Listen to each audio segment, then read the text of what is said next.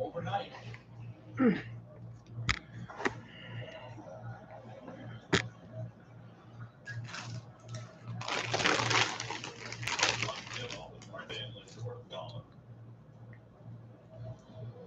That's back to face down once before. As a Cub last year, he pitched 2 innings against the Mets. Gave up a Kevin Pillar home run, only a running allowed in 2 innings before.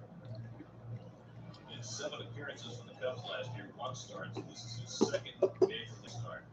This has been a very sad day for the Nationals franchise. A lot of tears were shed earlier today with the departure of Juan Soto. Fly ball out to left field, and total failure by the Mets today. Total failure. They never go all in. Never all go all in.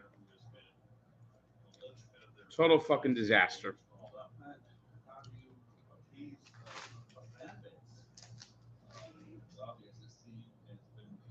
Total fucking disaster.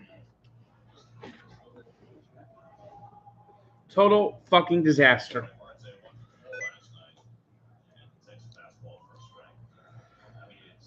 It's not the quickest teardown in Major League history because the Marlins twice over won World Series and then blew up their team.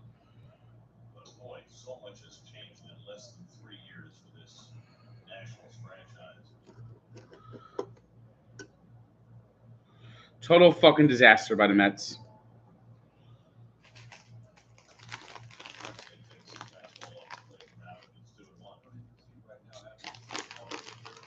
And there's no waiver deadline anymore. So who's going to play? Who's going to get lefties out?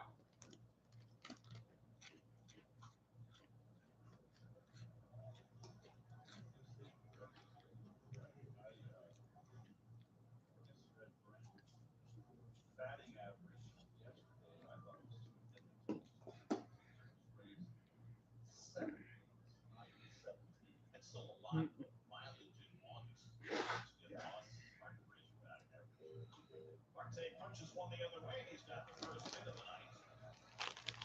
Finally getting on a slider and taking it to right field, and that's a 1-out base run.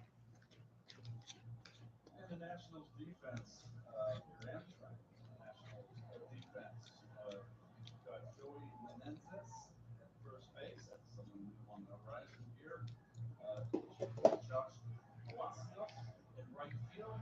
We have to wait until 6:45 before we got the Nationals lineup today. Joey Menendez, it's his major league debut. Josh Palacios in. Francisco Lindor had the biggest hit for the Mets last night. Over against DC.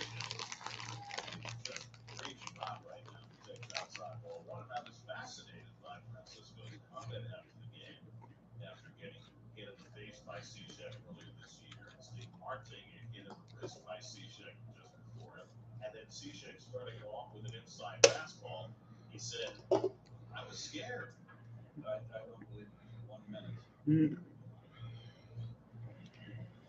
So the home run right here at the 2-1 count. And you've got to start somewhere in there. I said on the air, I'm trying to tell him there, load it up play, look at that sinker. And he sure did.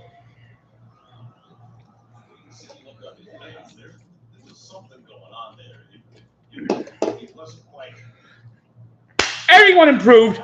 The Mets didn't, and Buster Olney's fucking dancing.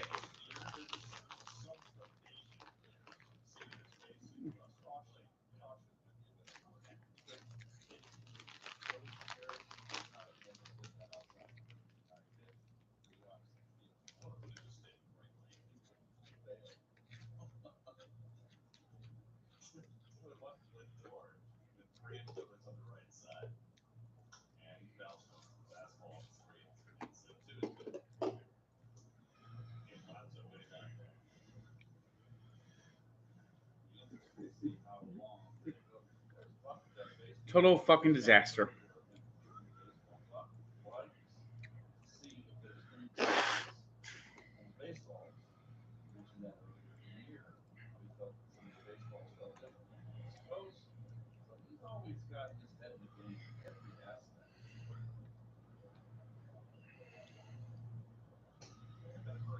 discussion about the consistency of baseball since the Democrat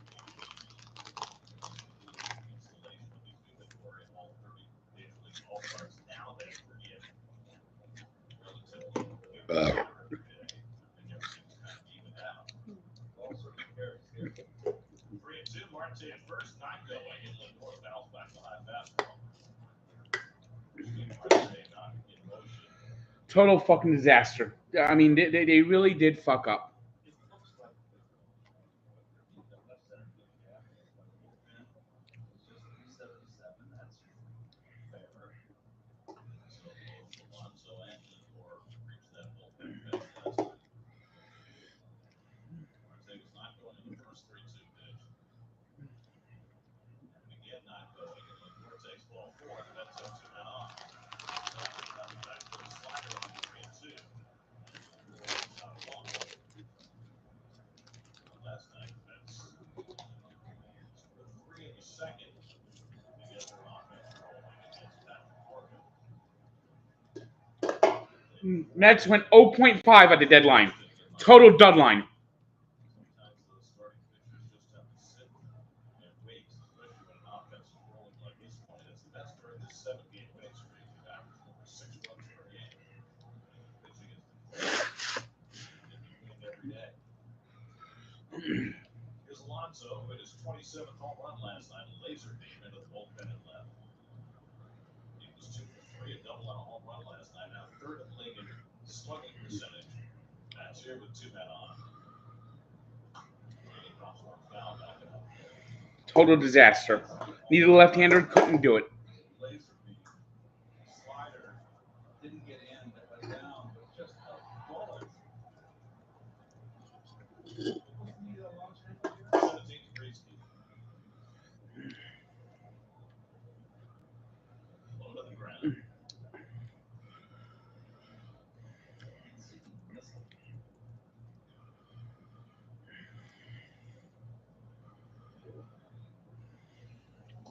He swings and misses at a slider, and it's 0-2. Hard off that pitch. And beat out in front. Well, Pete's been on fire since the All-Star break. Everybody worried about he loses the ultimate home run contest. He never worried about it. Home was served.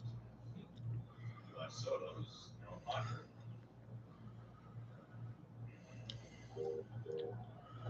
He holds the swing. You can check it out first, no swing. By the way, Corey Abbott says that he learned his slider grip by watching videos of Noah Syndergaard, who today became a Philadelphia Philly. How about now? That's Syndergaard and Wheeler now together again in rotation for Philadelphia. Looks like the Angels are trying to their closer, Raisel Iglesias, to the Braves. So the Phillies really, they made some important moves. They got a center fielder. It's like they Brandon Marsh from the Angels. They got. Yeah, the Mets have no shot. The Mets have no fucking shot. And they also got David Robertson, right, from the Cubs. They never had enough pitching. Also, DFA, Jerry's Familia, and Julio Herrera. I don't know what I'm having yet. And 8 strikes out. Terrible at bat by Pete. That slider away from him. That's his first strikeout. 2 out. Braves made some significant moves here. Well, they got a starter. They go Rizzi, but they gave up a reliever, Will Smith, to do it, and then they replaced Smith with Raisel Iglesias. So that's why they gave up Will Smith. I always felt the Braves will look at Vogelbach coming up here. Mets failed so badly. You could actually tell that they're let down. Will Smith had a great year last year down the stretch, closing for them. Not so good this year. I thought that was a big piece that they added. Well, with Kenley Jansen and Iglesias, we got 2 guys now who can close games. Right. Marte gets his hand back in. And Jansen has had issues this year with his Total failure by the Mets. Well, the Mets added to their bullpen with Michael Gibbons, which is a big piece. They'll get another one back tomorrow with Trevor May. And they hope that they've done enough. They did not get the lefty they were looking for. That's the only thing I think that Philly wanted that he couldn't do. Now what pops out of the middle for me is the no advance on Marte at ball one. Total failure by the Mets today. Total fucking failure. Need a lefty. Failed.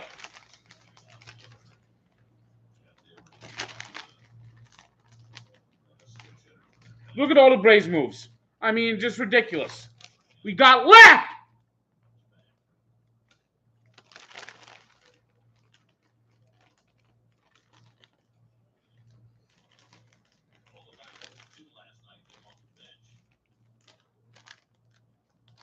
J.D. Davis started JD on his way to San Francisco.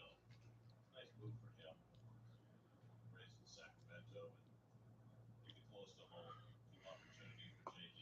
Who had a great year for the Mets in 2019, and it just never translated into what the Mets thought it was going to be.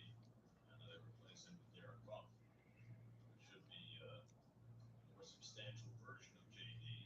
And he was hitting lefties consistently throughout his career. The team hit Ruff with Vogelbach in that DH spot seems like the ideal combination. Vogelbach, a guy who hits righties, does not hit lefties. Ruff the opposite. Right? Even this year, Ruff's overall numbers were down. His numbers against lefties were still terrific, just under 900 OPS. So he should be here tomorrow. Straight on the Vogelbach with Jeff McNeil on deck. Now that's inside ball four. Another low bases. They call it a strike. The Mets strike zone. Wide is the Grand Canyon.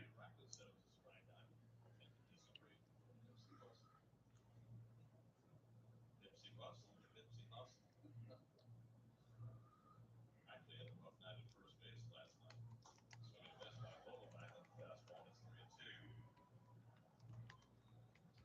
And he was 6 for 18 in his 7 games since joining the Mets, with a .520 on base percentage, a high walk guy, in addition to all his power.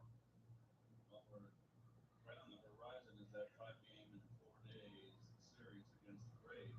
I guess Odorizzi can pitch one of the games a lot better. Marte and Lindor get set to run 3-2 to Vogelbach. And Daniel Clock is one foul now. When the Mets pitch, the strike zone's this size. When the Mets are at the plate, wide.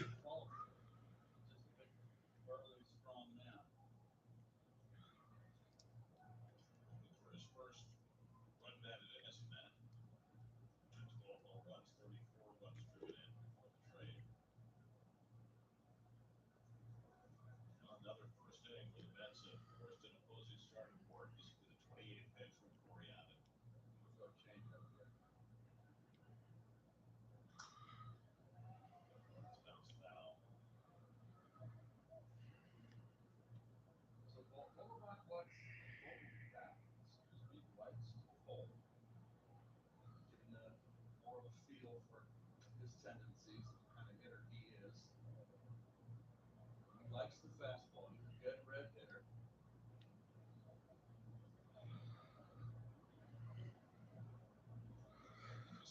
Total failure this inning to even get the runners in. You can see the failure lining up.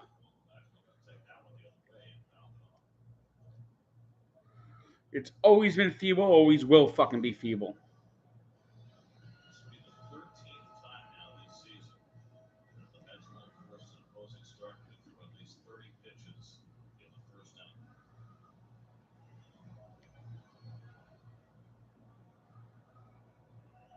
That is a great formula.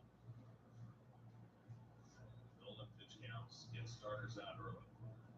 Vogelbach takes inside. That one's ball four, so he finally draws his walk. Second one of the inning for Abbott, and the Mets have loaded up for McNeil. And they'll leave the bases loaded. You get everything is fucking lining up. And then you've got this man behind him. You go from 2 power hitters to A former intern at Barstool would suggested I do the Raw Dog videos.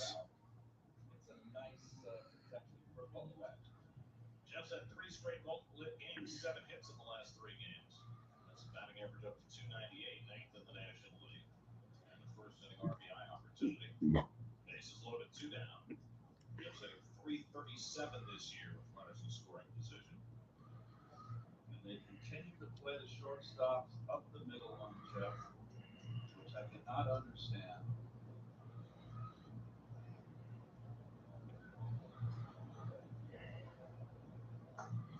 Fastball fade from Abbott, ball 1. Jeff had 2 hits last night, 1 to right and 1 to center. Abbott gave up a 1-out single to Marte. Walks to Lindor and Vogelbach have loaded the bases. Just his second big league start. And McNeil lofts one to center. In comes Robles coming on strong. Yep. Feebly.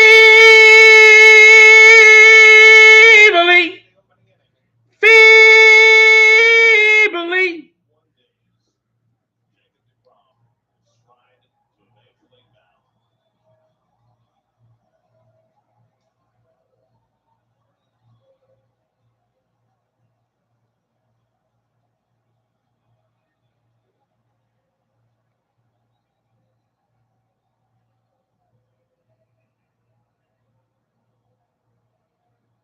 Understand if there's some nerves tonight. He may be 34 years old. He may be as accomplished a pitcher as his generation has produced. But when you haven't been out there this long, it's got to be a little nerve-wracking. But also, too, in the back of your mind, any pitcher, it was a serious injury that he had. One that you worry about what's going on in the back of your head. Is this the pitch that I'm going to re-injure it? But I think once he throws that first pitch, gets that first out under his belt, Gary, he will settle down. We had 4 rehab starts and 1 simulated game. Everything went well until the last one when he had some leg cramping and gave up 4 runs in 4 innings. Didn't throw more than 67 pitches in any of those outings, so he should be good for probably 75 to 80 today. But the most important thing is that he go out there, be comfortable, be himself, and just reestablish himself on a big league mound. And then Reason to not come. You're a great traveler of the world. I got 10. Hey, told you the only doll ever sold naked. You got 12 witches in a room. You're going to have surgery. 92 innings, 1.08 ERA. His whip, loss of his range pitch was 0.55, which not only was the best in history for a first half, the next best was Clayton Kershaw in 2016, 0.73. So he wasn't even close. He was by far the best first half pitcher, but it came with a lot of different perks. He had side tightness. He had flexibility. deGrom's going to get shelled tonight. This is going to be just a depressing day. Forearm tightness in July, and elbow inflammation later in that month, and eventually was shut down for the year. Victor Robles, the first man deGrom will face in his first pitch of 2022, is a fastball in for a strike at 99 miles an hour. The Mets will bring back Familiar. I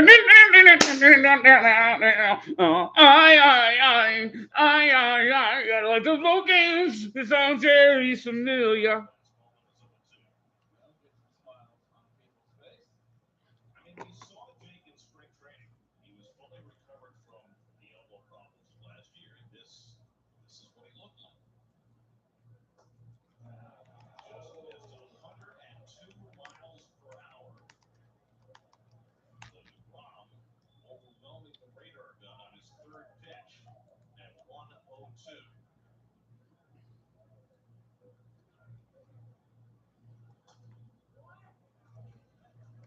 And an effortless motion, too. I was worried, Gary, that he tried to dial it up. He told me around 3 or 4 years ago that he looks at the radar up on the scoreboard. First slider is fouled off, 95-mile-an-hour slider. He had Rosen struck out in that third pitch. Didn't get the call. Jake has said that he felt as though his mechanics last year, despite all the success, were not perfect. It would be hard to tell. Swing and a miss, and he strikes out Robles. deGrom begins his 2022 with a strikeout on the slider.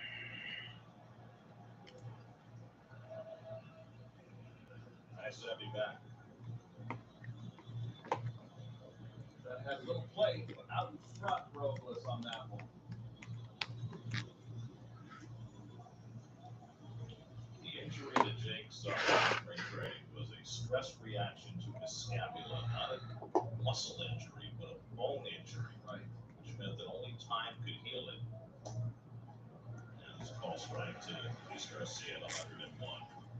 I thought the Mets were very judicious about taking him step by step and not letting him rush back. And now here he is in August, finally pitching and hoping to be the best version of himself. I mean, triple digits with his fastball in the first two hitters. He's just on predominantly fastballs. Only two breaking balls thus far of the 8 pitches. Going to Garcia, who had 2 hits last night. He's having to foul off. I mean, it's just ridiculous how the Mets always fucking fail. Throwing mainly fastballs. You can look at his motion at home, folks. There's no overthrowing, staying within himself. He's just got that great arm. Again, the 0-2. He tries to dot the inside corner with the slider, misses 1 and 2. Currently have the team in a close eye. Even Jake's mechanics, making sure that he doesn't overthrow. There'll be some adrenaline, I'm sure, here in this first inning. And he goes to the off-speed pitch, and he gets Garcia. Back-to-back strikeouts for deGrom to start his night. Down slider. This one didn't break sideways. This one kind of Yeah, but he's going to go into a slump. Vogelback hasn't gotten a fucking RBI yet. He walks. He does that. He gets on base, but Mets are going to need a little bit more than that.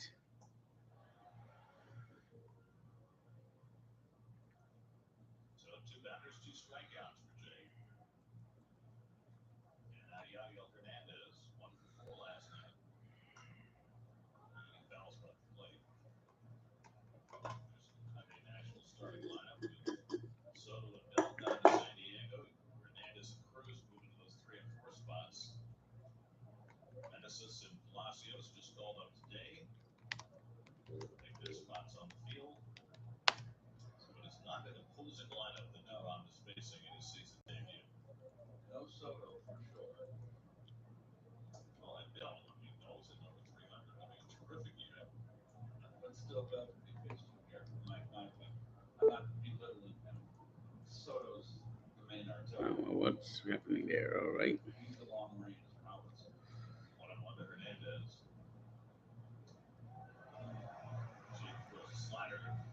I'm not going to cook some chicken parm. That's heavily involved. Cook that.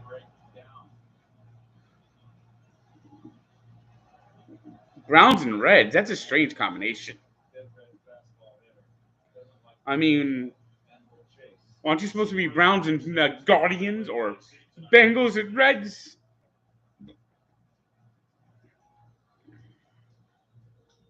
On the ground, Lindor behind the bag.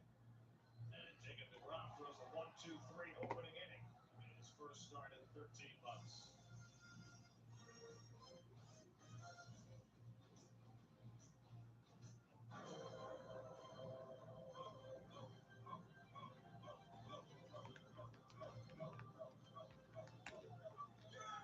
Okay, we didn't just flat space. I hate this fucking commercial. Points bets lightning quick live bet. So we give more bets as the game happens. And that's how you do more than just bet. That's how you live your bet life.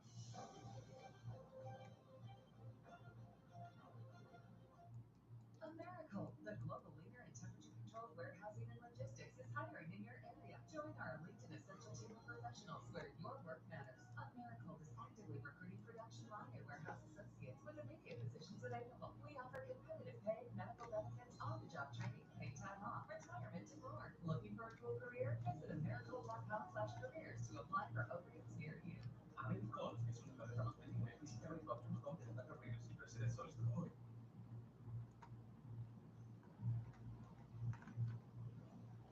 Ew, get a room. Can we get the AC fixed already? There's an expert for that. Let your local AC experts at free I'm not really into pasta.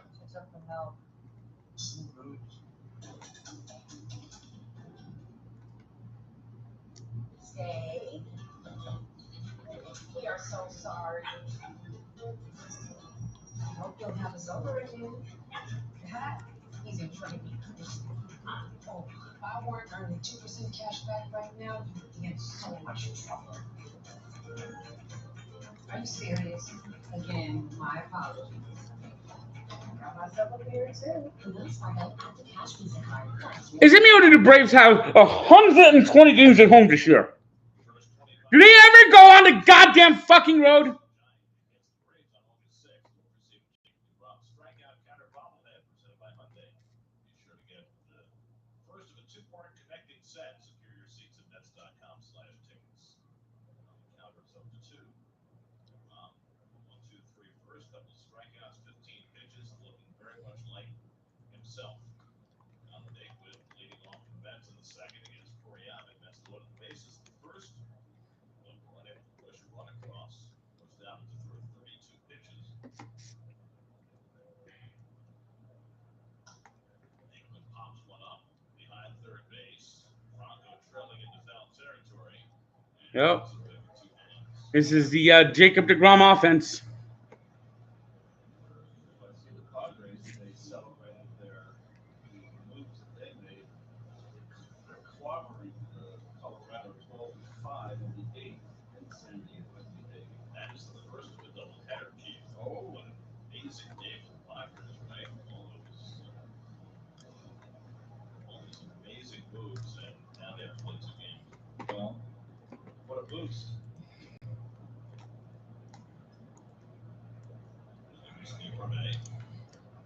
Play last night at 2 hits on Sunday in Miami. He takes the fastball high one. Tyler Nyquin. He sucks. Like the one that the Nationals and Padres. NyQuil will never get a hit. Padres gave up, what we can tell, pretty good prospects. They gave up a couple of major league ready players in Mackenzie Gore and Billy Boyd. CJ Abrams we saw earlier this month, last month with the Padres. And 3 other prospects. But the very thought of trading a player like that with 2+ years of team control, and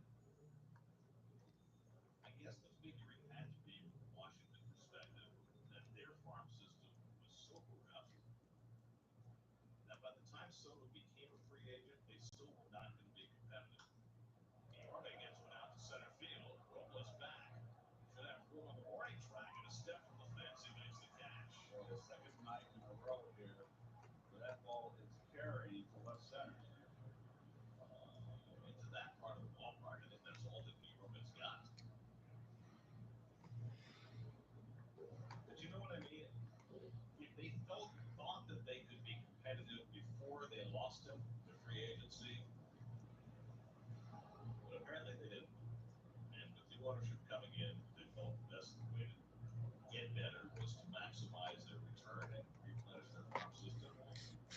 Total feeble effort tonight by the Mets offense. Total feeble effort.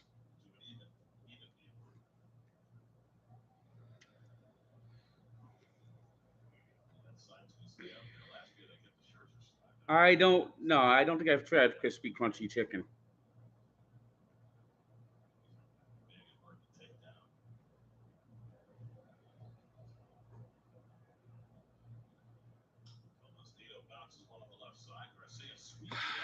And from the catcher's position, we get shit every time.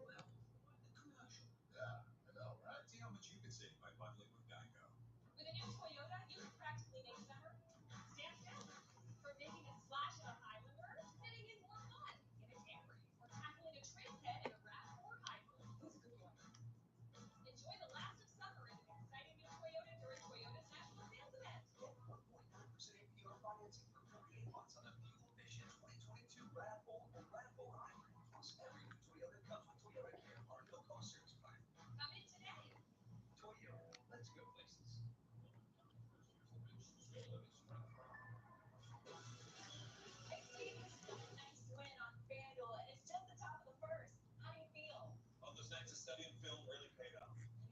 Watching baseball? That's correct. Whether you want to bet a game first or over in the ninth, every bet is a chance to win big and win. You're listening to the Swing for Spin. $1,000 back. Bet if you don't win. Ask Sherwin-Williams, save big during the summer fun sale. Get 35% off paints and stains with sale prices starting at $27.29. Hurry, it's only July 29th through August 8th. Shop online or your neighborhood Sherwin-Williams store. Let me try. You got like 800 horsepower of cinnamon sugar and caramel. You got like I'm Sonic with 800 horse. Sonic churro shake. Churro. Better. Hey, Keith, it's the Lexus defense. Oh, gosh, my turn. Nito back behind the plate, of course, to catch deGrom on his return. Yorme turns back third base and Field at second. You can see a lot of that now with the acquisition of Tyler Naquin to play left field against right-handers. Nelson Cruz lays off the second against deGrom and swings past the 100-mile-an-hour fastball. Jake struck out 2 and got a ground ball out in the 15-pitch first inning.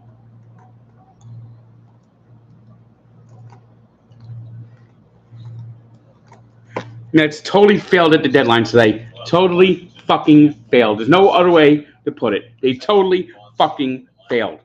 Now, he's unprotected. And Nelson is finally, maybe time, his father time has caught up with him. Good slider by deGrom to get ahead 1-2.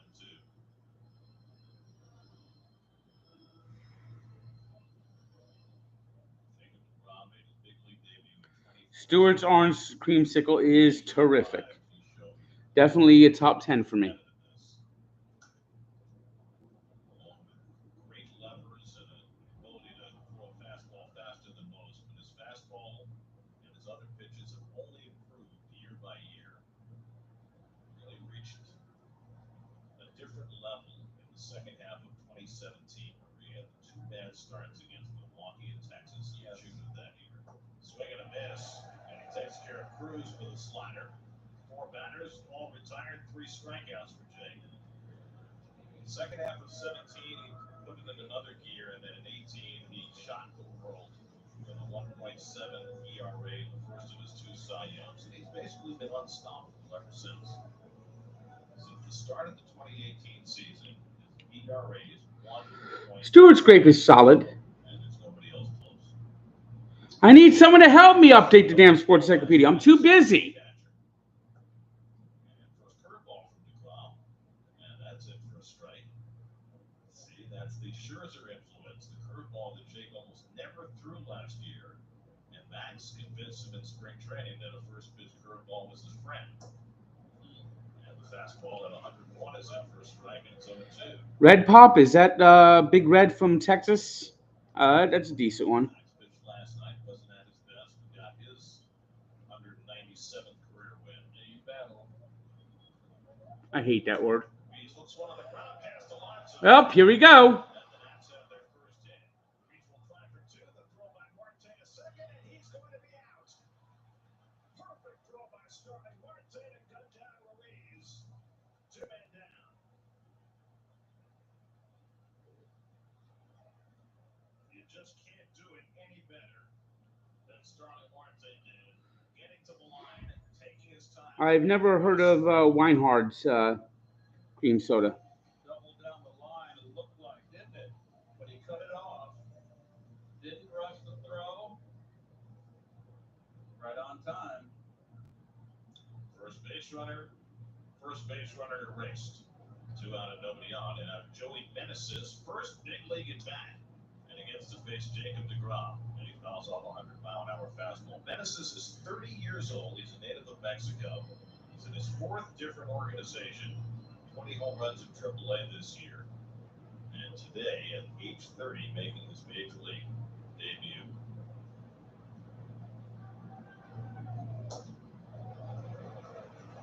Fastball by him, and it's 0-2. Stewart's Black Cherry is really good too. I like that one.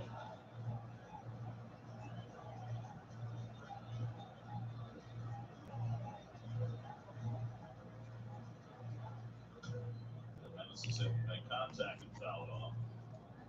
Looking at deGrom now, compared to the last couple of years, it's like he's had a little upper body strength. He's always been so real thin. But I think all the time on the sidelines has given him a chance to go a little bit more in the weight room. Part of his rehab. No. 2 coming. Struck him out. deGrom with 4 strikeouts in the first 2 innings. And looking very much like himself.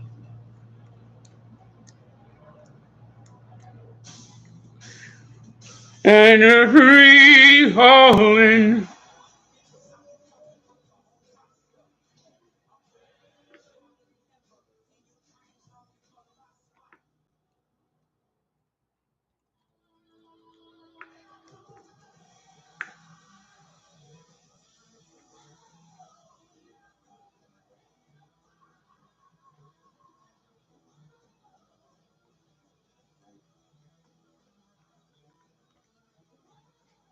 The only reliever the Mets got is Michael Givens up the lead. Michael's Givens up the runs.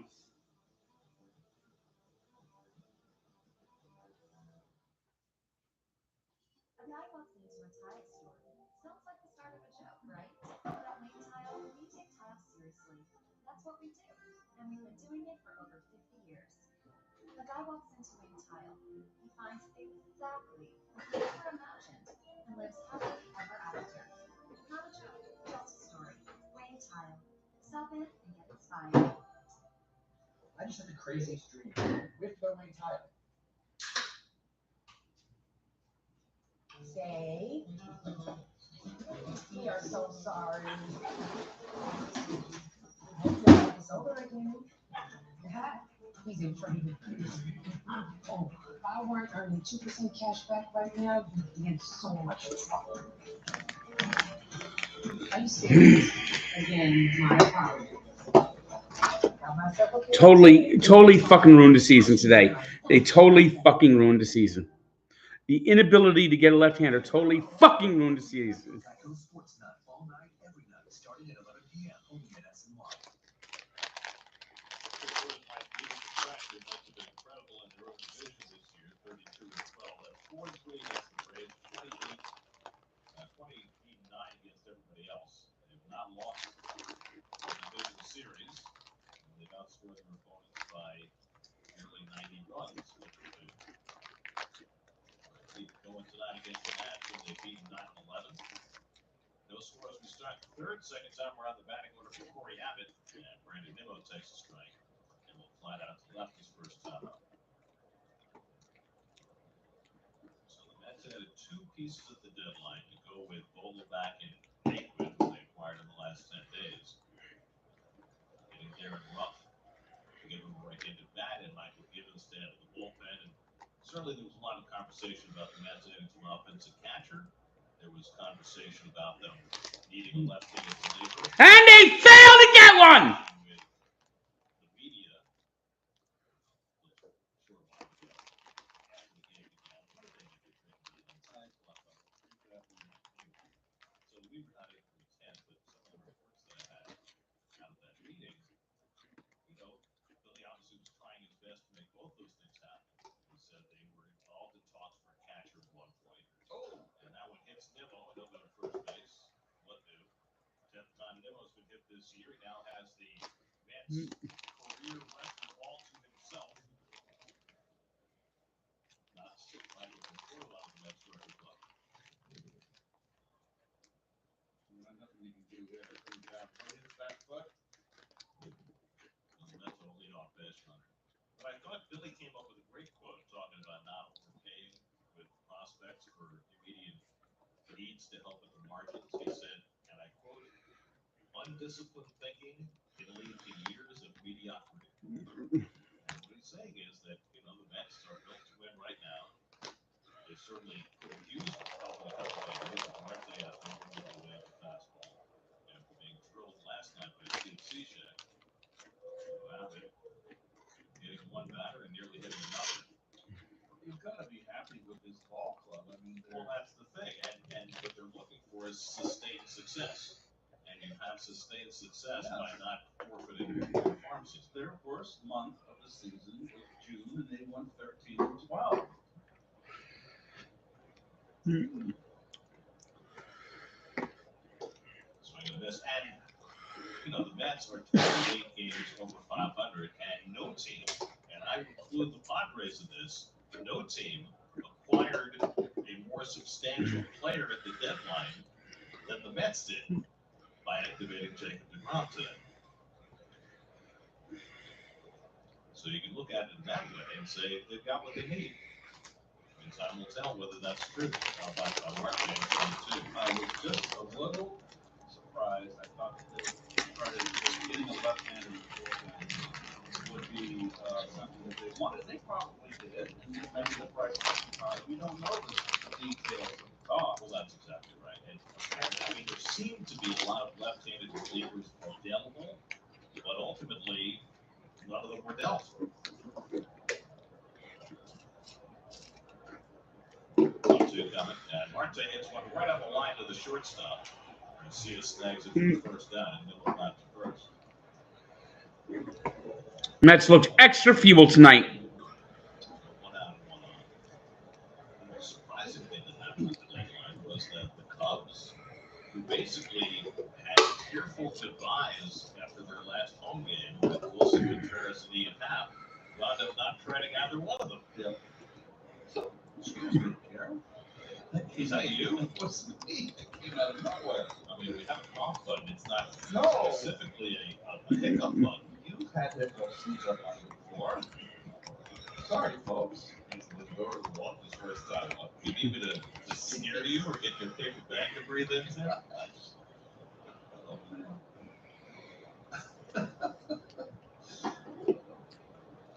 And, you know, generally we save the adult libations for after the game.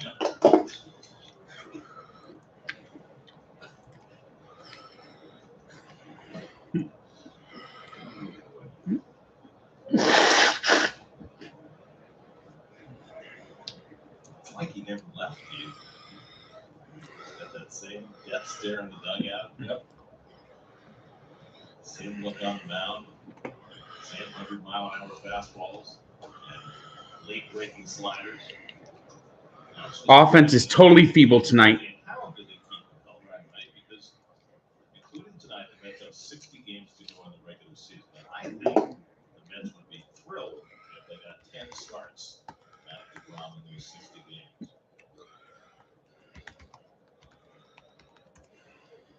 I mean, last year, even when he was having that historic first half, he had enough little hurts where he was on the injured list once, and then they gave him extra rest on another occasion. And throughout his rehab stint, they were giving him an extra day or two at times. So here he is making his first start against the Nats on a Tuesday, and everybody's thinking, okay, well, his second start is going to be Sunday against the Braves, the ultimate game of that 5-game series. I'm not 100% certain that that's the way it's going to go. Feebly. Abbott 2 out in the inning. Oh, Abbott seems unfazed here. On Friday, August 5th, in Citi Field to experience the first ever Mets blackout. Mets will face the division rival Braves. All fans will receive a black Scherzer t-shirt presented by Jake's 58. See, they can buy that Scherzer t-shirt brought to you by Jake's 58, like a 1-2 punch. Very clever. Get your tickets at Mets.com/tickets, and we'll see you for a blackout. Now from Jake's 48.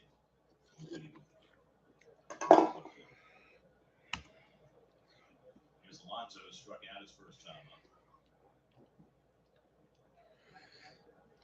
And he dribbles one to the right side. Meneses is on it, and he takes it to the bag. And so Corey Abbott is given the Nats 3 scoreless innings. Ron back to the mound with no score.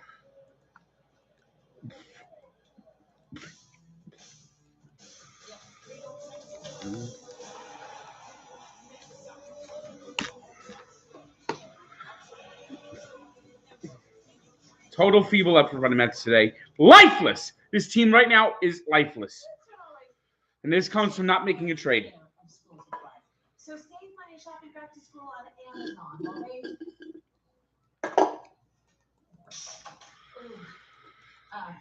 figure their stuff out.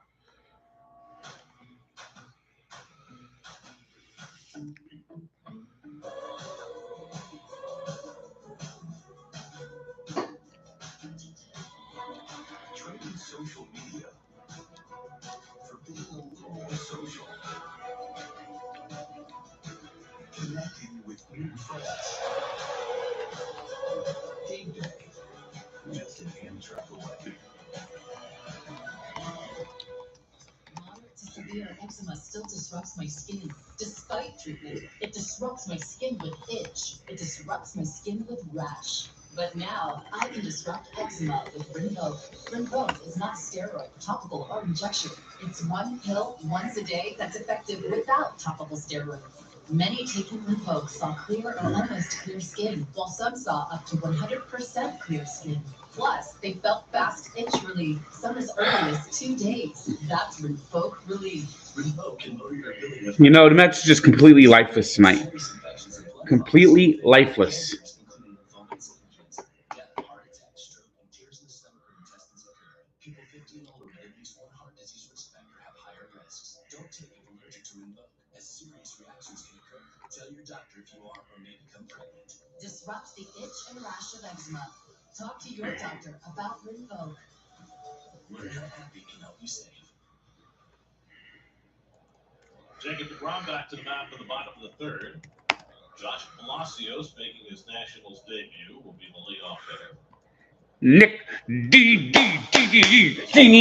Woo woo! Nick Dini is going to be called up, and Nick Dini says fastballs are the greatest thing he's ever done. His debut with the Blue Jays last year. Now his first big league game this season. After the Nats got him on waivers in April. Fouls off DeGrom's fastball. It's 0-2. He's got good command with his fastball, keeping it down and hit on the corners. He's painting it. He's thrown 29 pitches, 25 strikes. That's him. It is. And he just misses down with that slider, and it's 1-2. I mean, he's been so much like himself early on. 4 strikeouts in the first 2 innings, throwing in triple digits, getting his razor blade slider for swings and misses, a couple of first pitch curveballs, and that slider just missed low in. That is a wicked slider. Sorry, Garrett, but I don't know how that Palacios took it. I mean, that's the location for that pitch over and over again. Looks like a strike until the very last moment. He wants to throw another one. Palacios able to lay off. It's 3-2. And these Nationals got the greatest eyes in the world. He's got the sharpness and the crispness of The Nationals are going to win the next 2 games. You fucking watch. now get into the rhythm where he can command it on a consistent basis. And then he goes to the Heat and strikes out Palacios. 7 batters, 5 strikeouts for the Nats are going to win today and tomorrow. Just fucking watch. So far, the T-Mobile coverage cam tells us that Jacob deGrom, after 13 runs away, has been very much like the Jacob deGrom we left.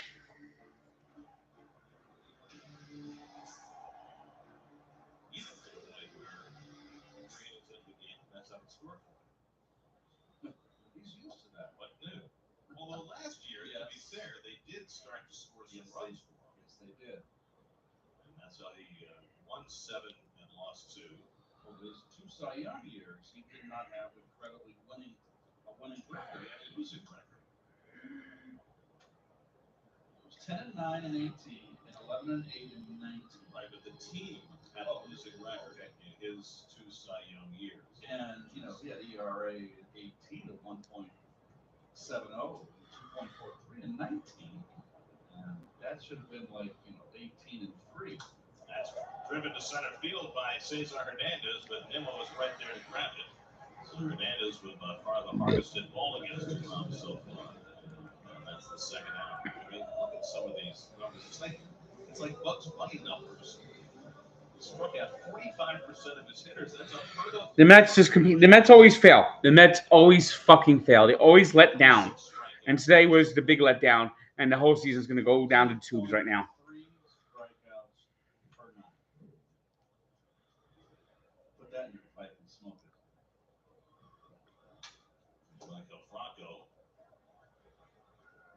Franco's seen plenty of deGrom over the years and operated on fairly even terms at 6 for 25 against Jake.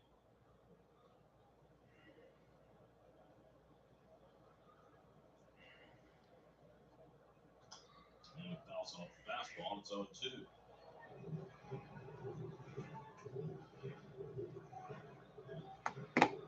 It's especially been difficult for the National League East, and Nats know plenty of that. That's it on the ground to Lindor. He gobbles it up.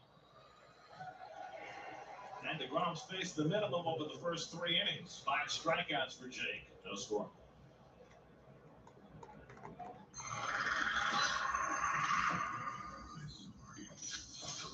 First hunt on Earth. He's the legit bet. You can't miss. Prey. Rated R. Streaming soon. Only on Hulu. Is it me or does everyone auditioning for this health insurance commercial look the same? It's not you. Health insurance companies see us all the same. Well, that's not good. Well, except Humana. They see me.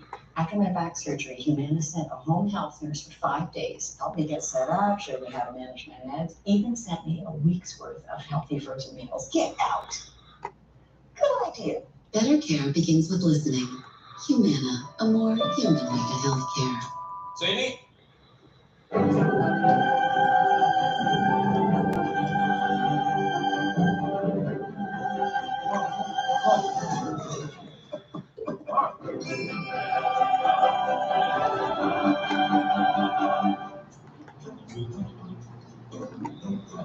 Hello, Nathan. Pete Alonso? The polar bear? 2-time home run derby champ. What are you doing with my car? Your car warranty's expired. Yeah, A car out of warranty could cost you thousands. but seriously, how did you get in my car? This is not about me. I mean, this is a total. The Mets, you could tell that the team is let down. Major parts and systems for most makes and models. Plus, you get 24/7 roadside assistance, courtesy towing, and so much more. Oh, that sounds great. That's because it is, Ethan. Do you hate saving money? No, Then you've got to call Car Shield before breakdown. you're right. I'm going to call Car Shield right now. It's a total home run. It's an absolute moon blast into the third deck. Oh, Also, I kind of need a ride with you. You mind taking me? love to. Don't strike out against expensive car repairs. Call Car Shield now for all-star savings in your free quote. Call 800-498-0817. Seeing the Mets on the road against the Nationals is just an Amtrak away. Make the train to D.C. your pregame routine, the downtown to downtown service, plenty of legroom, free Wi-Fi, and no middle seat ever. www.amtrak.com to book your next trip today. We're living with no score. Havoc out of the first inning jam and has held the Mets at bay. You know, I really don't like chicken pot pie, so it's under. Back 6 for 18 as a Met. 2 doubles. He walked the first time. That was his 7th. I'm not a big pot pie guy. I've never really had a good one. I even tried to make it myself, and it came out like shit.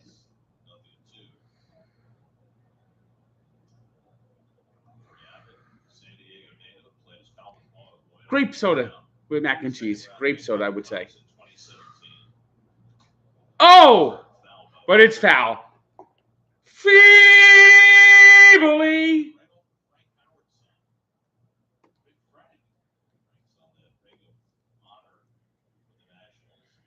You can tell that the Mets feel let down.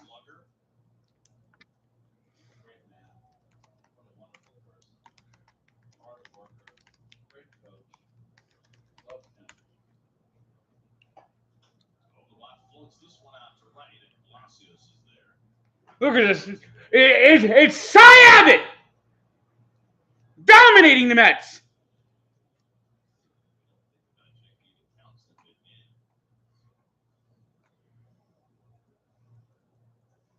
Players are much more receptive to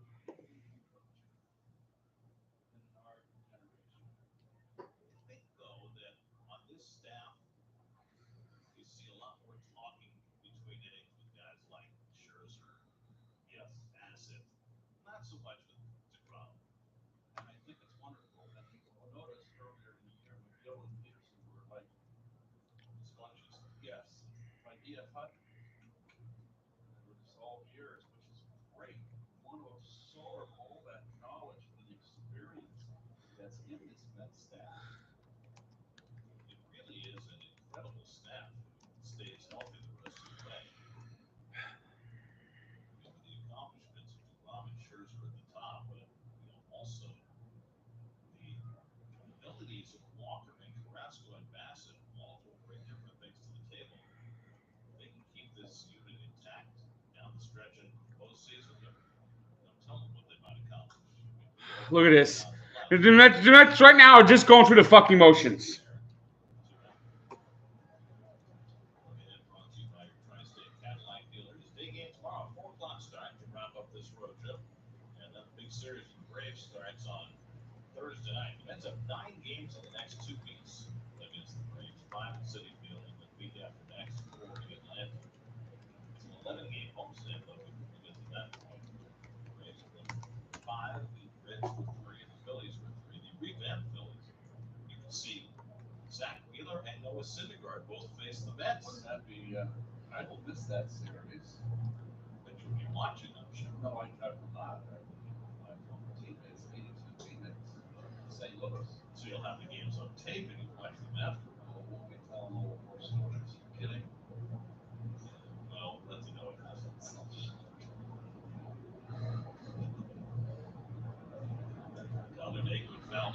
Look at this awful swing by Tyler Nyquil. This is who we get. Pieces of shit like Tyler Nyquil. It's so often that they're basically strikes because they want potential for bunt over, and you need your shortstop in familiar territory on the shortstop's area.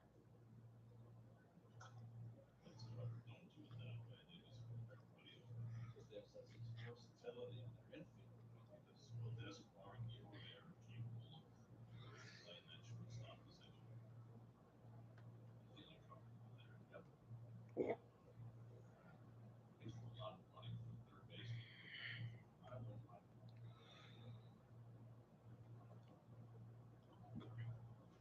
Look at this. Look at this shit. Look how shitty this team is playing right now.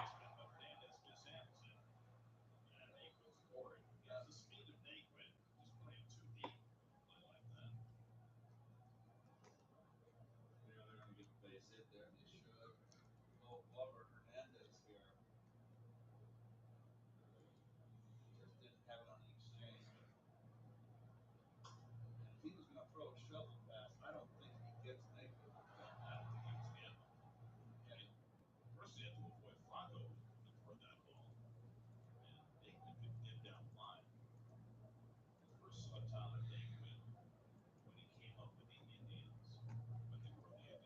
The Mets had a trip to Cleveland. And he was a rookie that year. A great rookie season.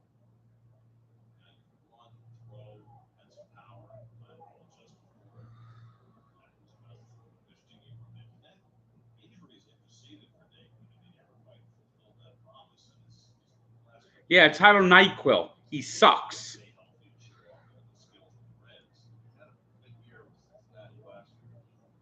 The Mets are really fortunate to have him. Eberle flies one toward the left field line. Look at this. Look at this can of corn. And Lemon squeezy. the zeros going.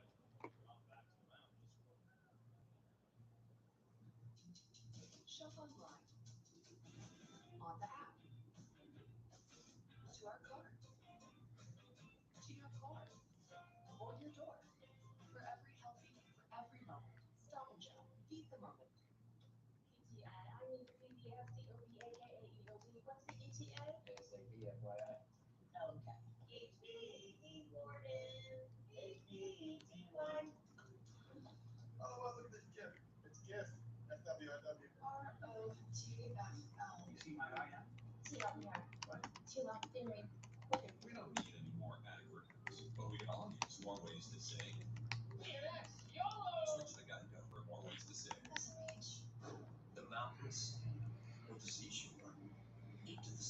Completely feeble effort by the Mets tonight. Completely fucking feeble. The Wagoneer, or the Grand Wagoneer. Grand adventures. The choice is yours. Get 0% financing for 60 months on the all-new Wagoneer Series 2. Our salesman on desk for Tommy Smokes. That was Tell everyone we just switched to Verizon's new all-unlimited plan for just $30. Wait, did you say Verizon for just $30? It's their best unlimited price ever. $30? That's awesome. Yeah, and it's from the most reliable 5G network in America. For $30 live, I'm switching now. Yeah, it's easy. And you get $960 when you switch the whole family. Wow, I gotta let my buddies know. We're right here. The network you want, the price you love, only from Verizon. This week, Stop and Shop for great deals. Stop and Shop Homeless Chicken Breast Value Packs are $2.49 per pound with a digital coupon. Dan and Light and Fit or Greek multi-packs are 2 for $6 when you buy 2 with a digital coupon. And strawberries are buy 2, get 1 free. Stop and Shop. He's the moment. Jacob deGrom has been good and he's been efficient for his first 3 innings. His first start in 13 months. Now it's second time through the order. Victor Robles leads off, tries to bunt his way on, fouls it off. He encouraged Robles to try and bunt at least once every game. Last night he bunted hard to the first baseman and was retired. We predicted last night that we would see an outpouring of Met fans in Washington today, and it has come to pass. We wanted to miss the return of Jacob deGrom to a big league mound. And so far, Jake has given them exactly what they expected. That's line 4 of the hole, base hit. Well, here we go. Mistake Jake's made with a slider, and the second hit he's allowed. He's a little off of the location. This is a slider that didn't break. Kind of hung up there.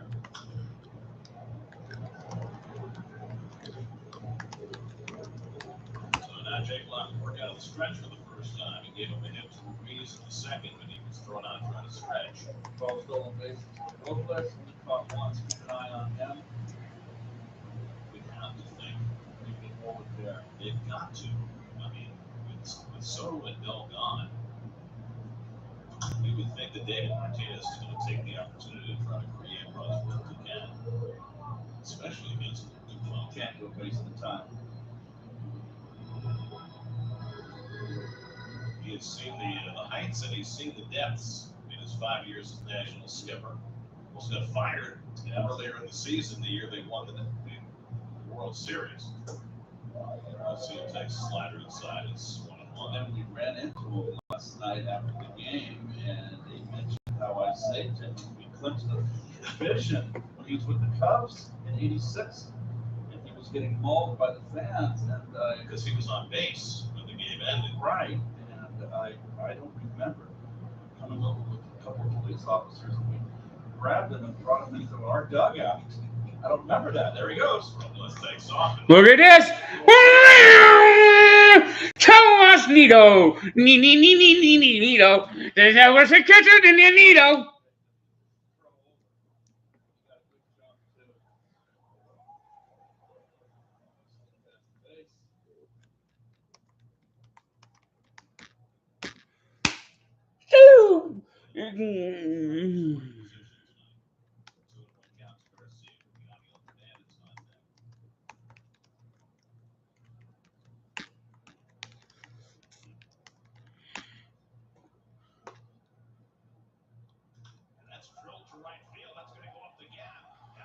Ding, ding, ding, ding, ding, ding, ding, ding, ding, ding, ding, ding. And there it is. They got the lead, an insurmountable 1-0 lead. They're making the Nationals look like they're the first place team.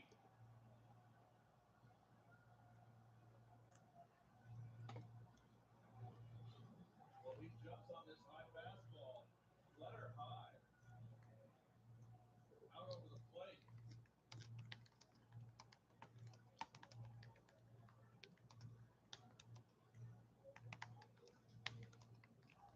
Back-to-back base hits for the Nationals to start the fourth, produce a run.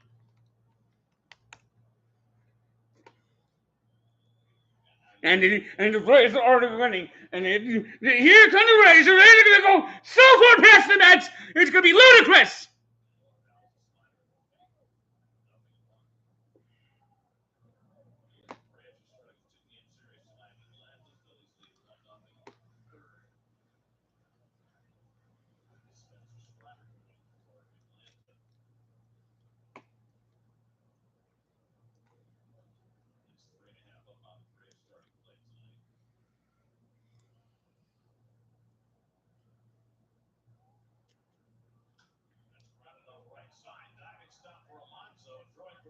Yep, here it is. And there's a second one.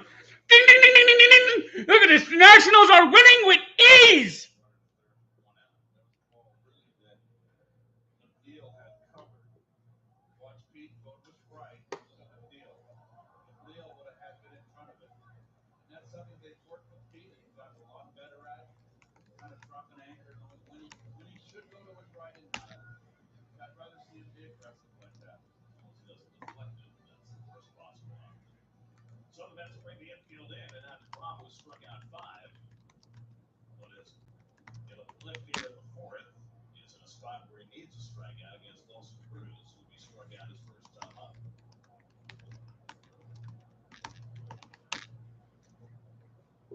Cruz fouls off the fastball, 0-1.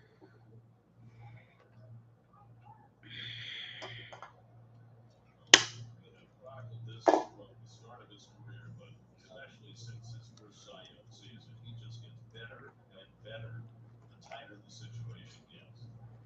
Runners on base, runners in scoring position. Third less than 2 out. The classic example of how he pitches men on base and pressure's on was that in Los Angeles, that game against the Dodgers. Game 5.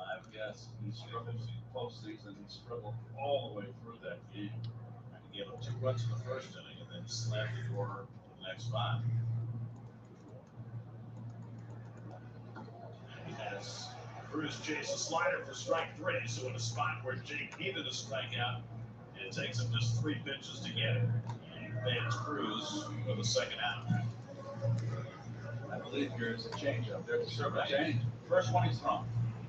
Because he needed the strikeout to run it on third.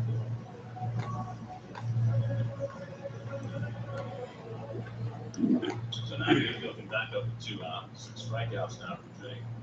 And Tabor Ruiz, who had first inning against 2 out, single down the right field line. Trying to stretch a perfect throw by Starling Marte. And that's line toward right center field. Back in the gap goes Demo on the run, and he gets there to make the catch. Side retired. So the hard hit balls against deGrom. The Nats get 1 and lead 1-0. SNY, the only place for complete coverage of New York sports. Anytime, any place. Even a soundstage in Queens. Get your New York sports here. No 49, 229, 249. That would be it. 4788. Not a math major, I just love groceries. Unbelievable prices. Don't miss deals. Get them with your ShopRite Price Plus card. Mets are so fucking feeble tonight. Drivers can save up to 25% on their auto insurance.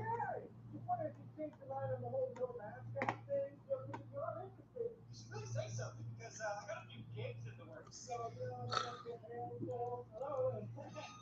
Some insurance companies are known for their mascots. NJM is known for what matters. I mean, total fucking letdown by the fucking Mets tonight. Those are mascots. Just great insurance. NJM. Get a quote today. You know, there's something so relaxing about a backyard filled with candy. Might as well be 10 runs the way the Mets are playing tonight. Completely feeble effort. Just a completely fucking feeble effort. Actually, second, because everyone agrees that Cambridge neighbors can use rich colors and stay beautiful for years to come, thanks to our unique Armortech presses. What a life. This is 2007 all over again. It really is 2007 all over again. 149, 229, 249, 199, 50% off. That would be it. 4788. Not math major, I just Love groceries. Unbelievable prices. Don't miss deals. Get them with your ShopRite Price Plus card. We go to the fifth inning. Mets down 1-0. Tomas Nido will lead off for the Mets in the fifth, and leading off for us is deGrom's. So, guys, when Jacob deGrom got injured before the season, Tomas Nido said that Buck Showalter spoke to the team, and his message was essentially, hey, this is a big blow, but we have big aspirations this year, and if we are good enough to get to where we want to go, then one injury won't and can't derail us. If it does, then we're not as good as we think we are. And, Nido said for him personally anyway, that really affected him and his outlook on this season, and he's thought about it multiple times throughout the year when Scherzer went down, certainly as well, that this is a team, built to withstand big blows. And I think it's kind of a stark difference from last year when the team's certainly not as good as this team was, not as deep as this team was, but the first half of the season, 8 games over 500 as Nido rounds out to third base. Look at this. Look at this. One pitch, one out. Easy peasy. Tomas Nido. It's like a sucking sound. He is sucking down the Mets offense. And Steve, it just goes to show the importance of having leadership at the helm. You're the skipper. That's what Whitey Kurzov did with our 82 club. Challenged us. And that really, what you said that Buck mentioned in that meeting, was really a challenge to his team. So those are the things that the manager can instill into all of us. I don't like Mayo at all. The whole dynamic, the culture of this Met clubhouse and the personnel, and it's been done, and it's come out of spades with the record. They're in first place, playing great ball. Well, I think also if you compare the 2022 roster to the 2021 roster, it's just a better team. Oh, no doubt. The additions that they made, starting with Scherzer, but also Marte has been an enormous addition. Escobar in Canada and Ottavino, and Edwin Diaz pitching like the greatest closer in history. I mean, there have been so many things that have gone right for this team. Jeff McNeil rebounding from a bad year and having a great season. Buck gets a lot of the credit, but this team was built to win. They're better able to withstand the loss of deGrom because they have more good pieces in place this year than they did last year, where they were. Look at this. Right down to the plate. Domination. It's if we get it off the ground, can I have it? There's a lot to overcome the orange and blue. A lot of when is the other shoe going to drop? Kind of a feel, and you have to get rid of that mental thing.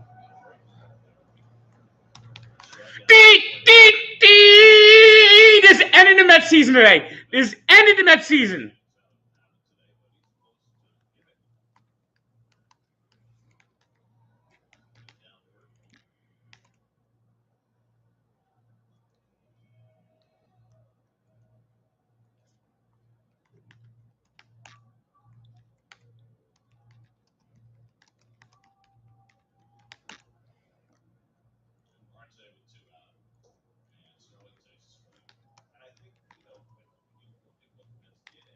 Look at this. This pitcher's only thrown 40 pitches too. Domination. Woo! Another easy inning on 6 pitches. Look at him. He's in a rocking chair. He's in a rocking chair.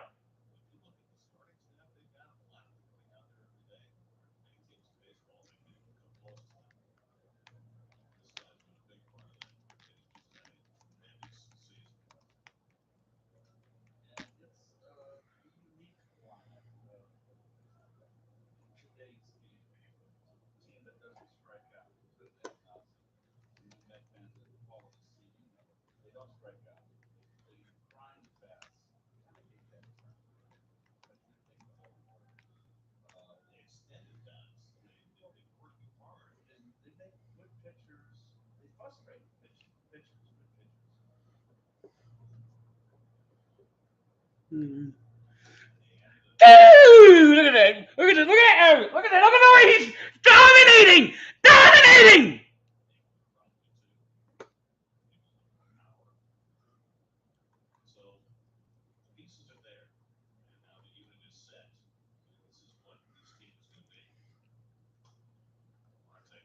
Look at that. Look at this. He's closed his eyes.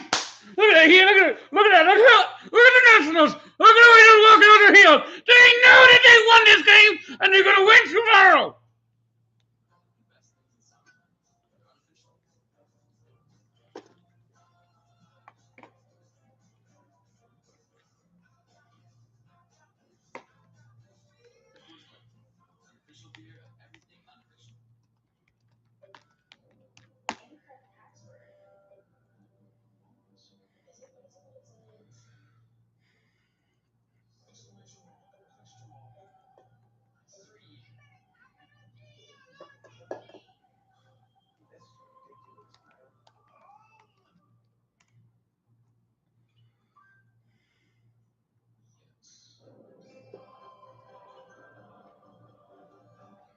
Completely total feeble effort. Completely total feeble effort. Sorry, I'm a little busy. What in the world are you doing? In the metaverse, bundling your home and auto insurance. Because now I can bundle it. What's this? Save up to 25% when you bundle home and auto policy. With the call for They know Chipotle buys over 30 million pounds of local produce a year. See?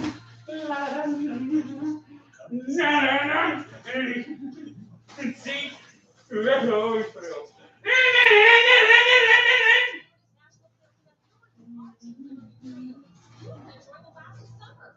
From hitting the rapids with a RAV4 hybrid, to kicking up sand in a Tundra, or camping out in a Highlander. Hey guys! Get 1.9% APR financing for 48 months on the new efficient 2022 Highlander or Highlander Hybrid. Plus, every new Toyota comes with Toyota Care, our no-cost service plan.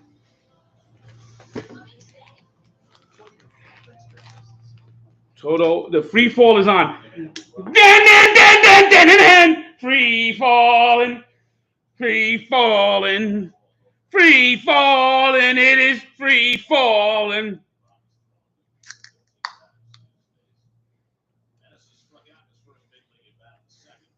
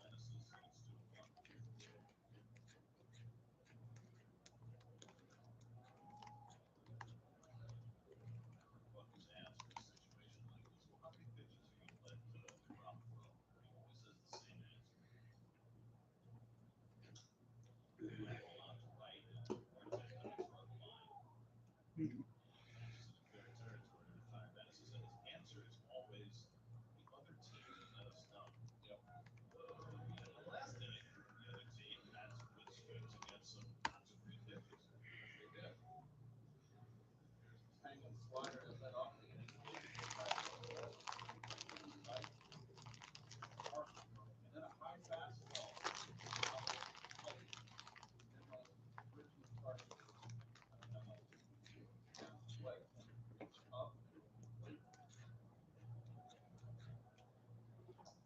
Palacios takes the first pitch curveball for strikes. Third curveball that Jake has thrown. First pitch to get the over curveball, left-hander on the outside corner.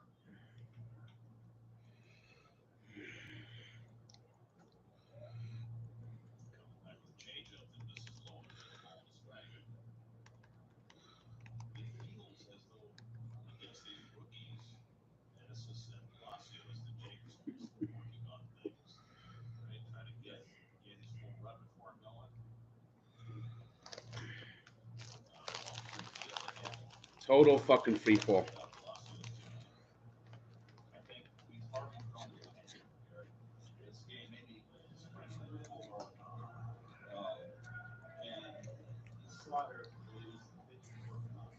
He's located his fastball pretty good. That fourth inning, last inning when they scored, he got his pitches up. But he's just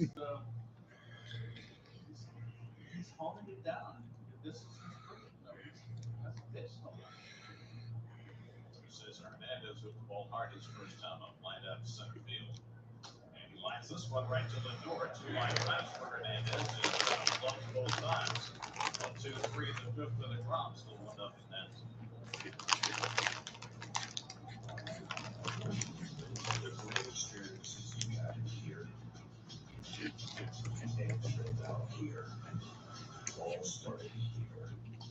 Because the best customer experience always leaves a great impression. GMC, awarded #1 in sales satisfaction by J.D. Power. Step up to GMC with 0% financing on these GMC models.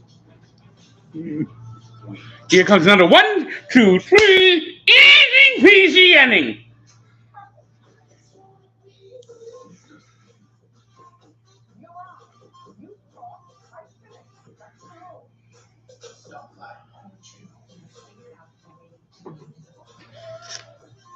Tomas Nido. Tomas Nido. Tomas Nido. He'll go 0 for his next 90.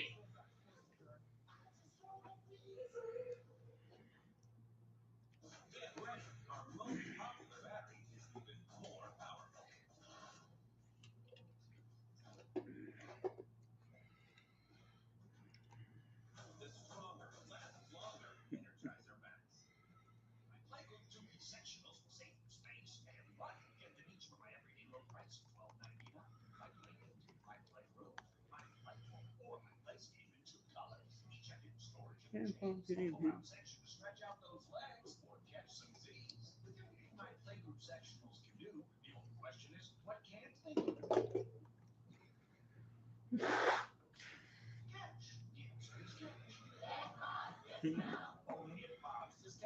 Lifeless. The Mets' effort tonight is lifeless.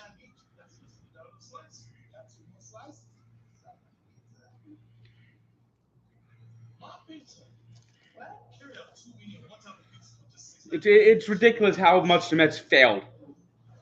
Murray and Marino with the sixth-inning game break presented by your Tri-Honda dealers. Jake Cronenworth of the Padres reminding fans what he's capable of. He hits a 2-run home run. Padres win big on the field as well as at the trade deadline. Taking game 1 over the Rockies 13-5.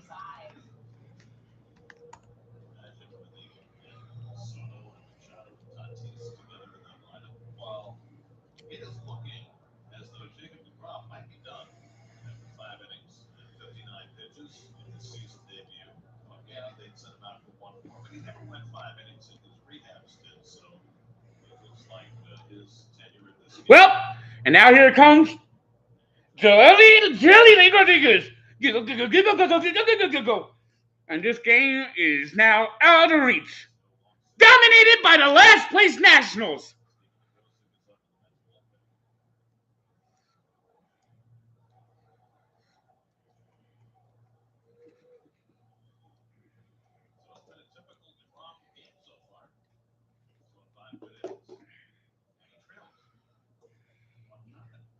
Look at this. Sitting at the plate, watching all the strikes go by.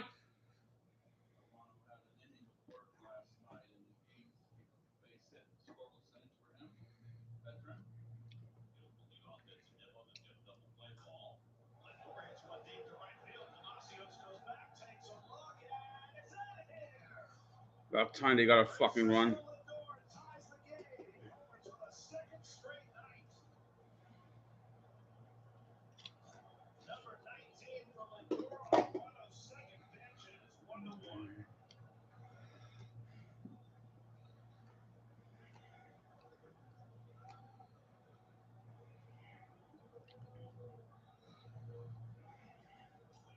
Just continues to shine.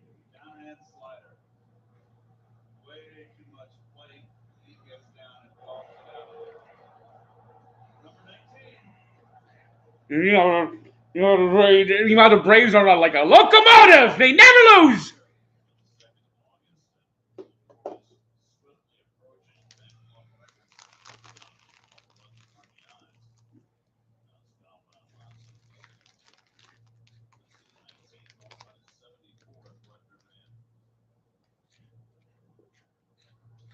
Go down and get it.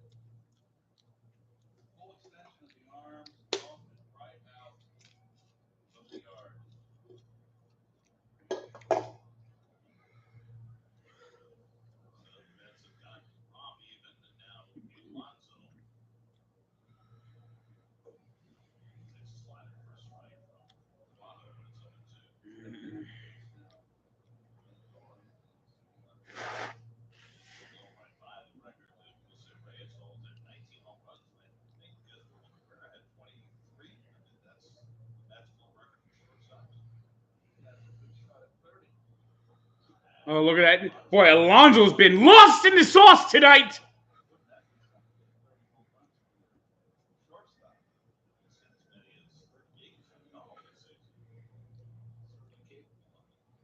Got 11 to go with, or what, 60 games left.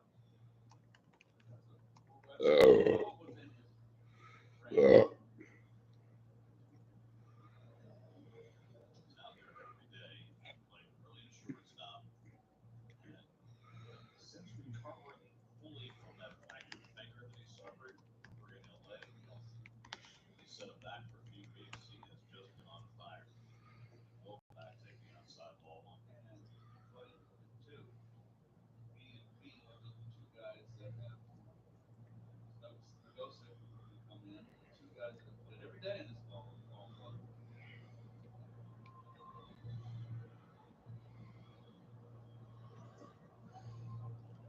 Where is it? Come on! It's nice to see The strike zone for Vogelback is this fucking wide. back on the mound. Ball 102 miles an hour on his third pitch.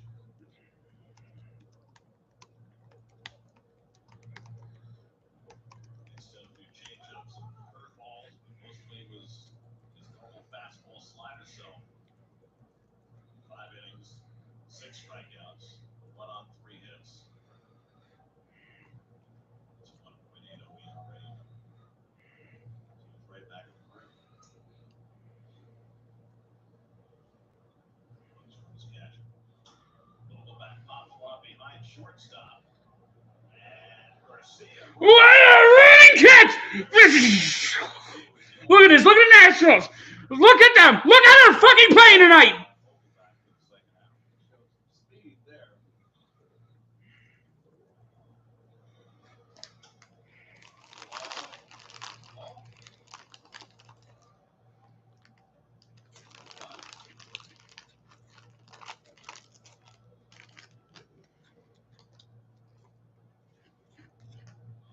Nationals in the deal they made with the Padres today picked up C.J. Abrams. We saw a few weeks ago with the Padres, who's just 21 and projects now as their shortstop of the future. Question is, where does Garcia fit? Because he's been long term as their second baseman. So one of the things they're going to have to figure out is call strike McNeil nothing one. Jeff's been up twice, flying out both times against 40 Abbott, who threw 76 pitches over 5 innings. No runs. Totally flat effort today. Totally fucking flat effort.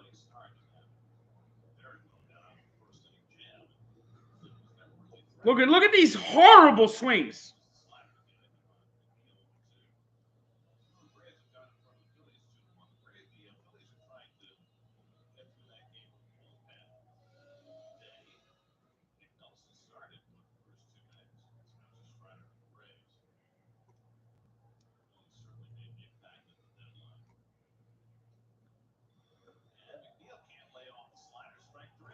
I was a Jeff McFeeble at that.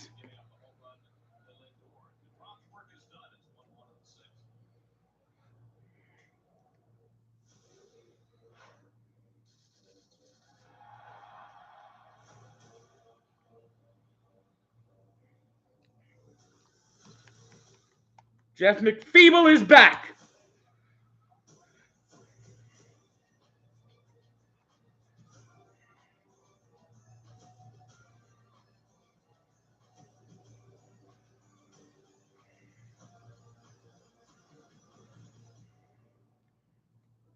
Got a wet basement? Quality First Basement Systems is your local expert for basement waterproofing, foundation repair, humidity and mold control, and nasty crawl spaces too.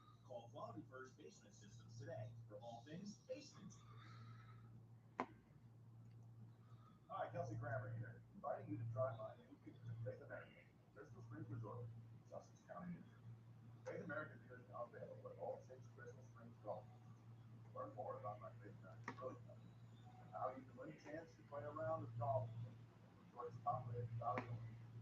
CrystalGolfResort.com/faith. CrystalGolfResort.com/faith.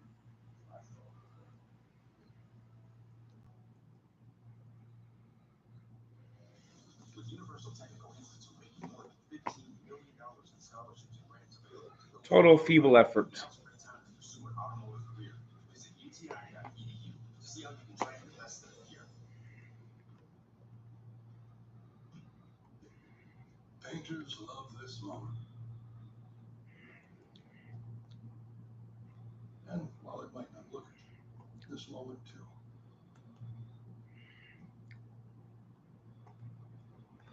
I mean, this has been a total lifeless, feeble effort by the Mets today. You could literally tell that this team was let down.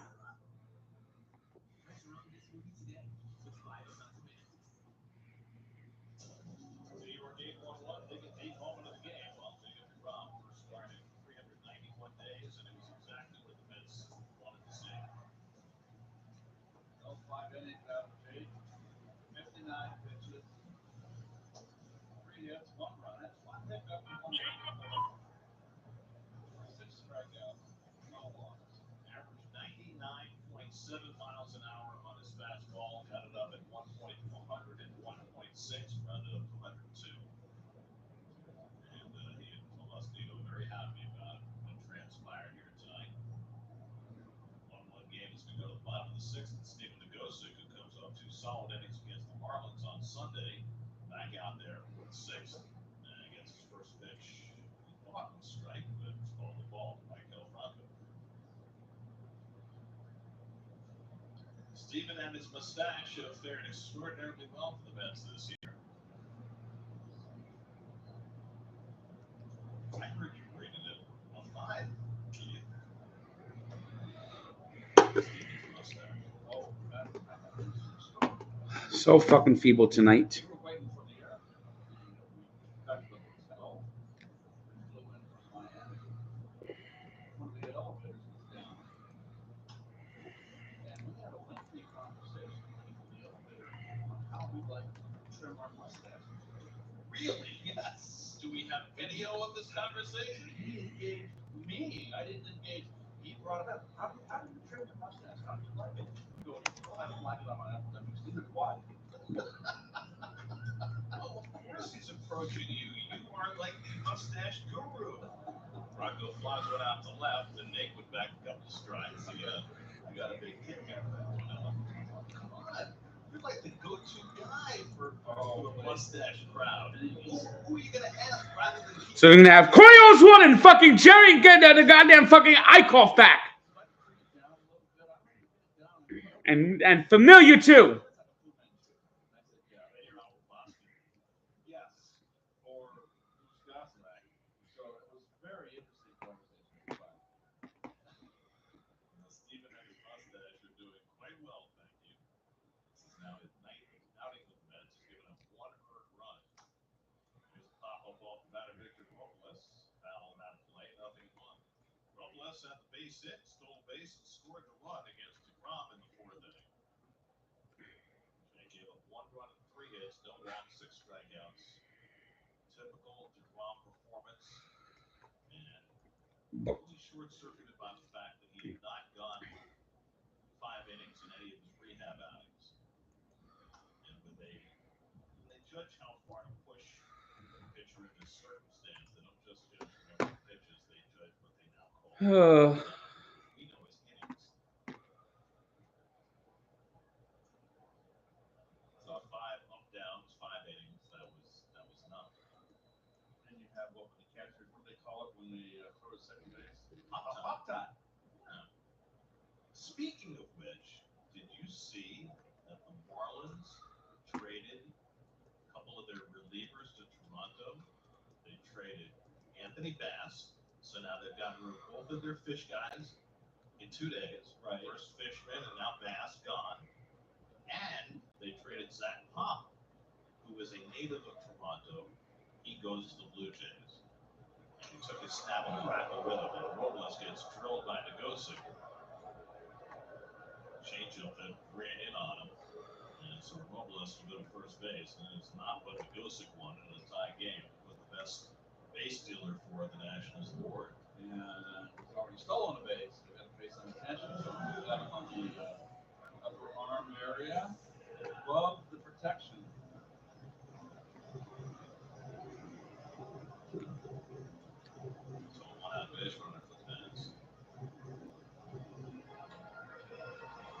Well, here comes the Nationals taking the lead again. 2-run bomb!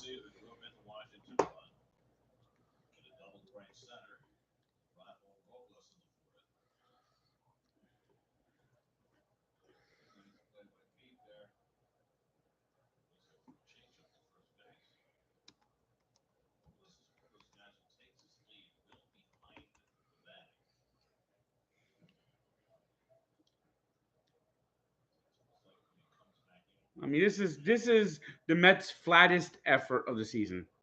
So fucking flat.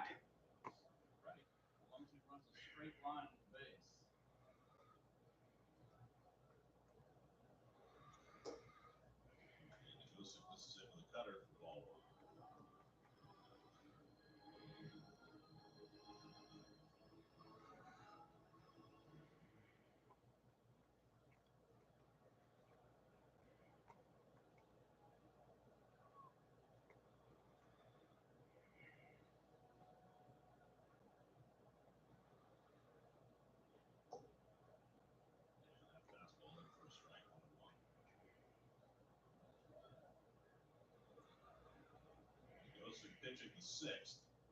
Montalvino got 4 outs last night. He may or may not be available. Edwin Diaz is fully available, and so is Lugo. And as Buck is trying to piece together this game, I'll be thinking about 2 innings from Lugo tonight. First is going to get Negosic through the sixth.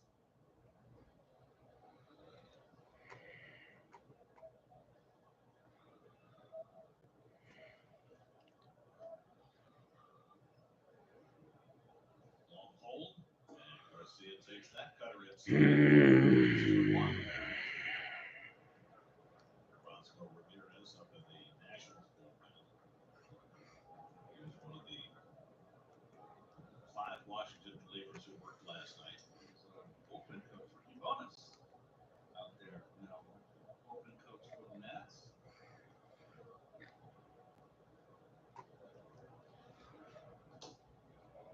That's on the corner. Good fastball by Negosic, 2-2.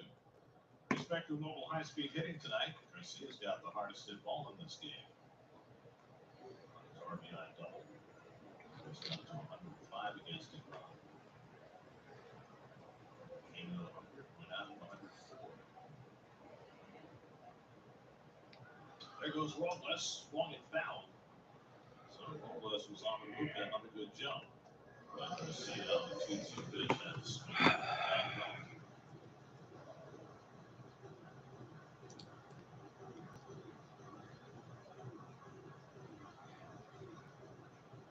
I mean the complete letdown of the Mets today is just totally just ridiculous. Darren Ruff fucking sucks.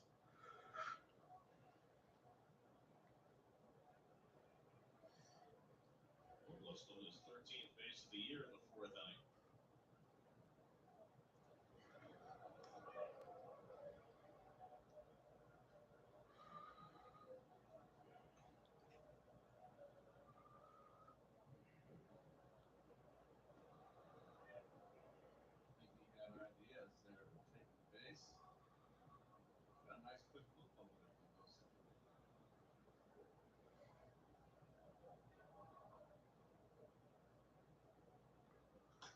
There it is, 2-run bomb.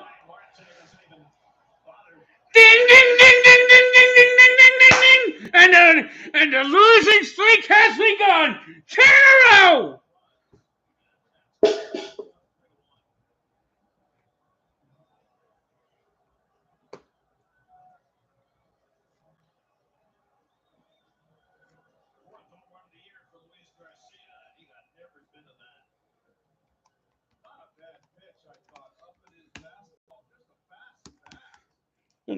Dominating.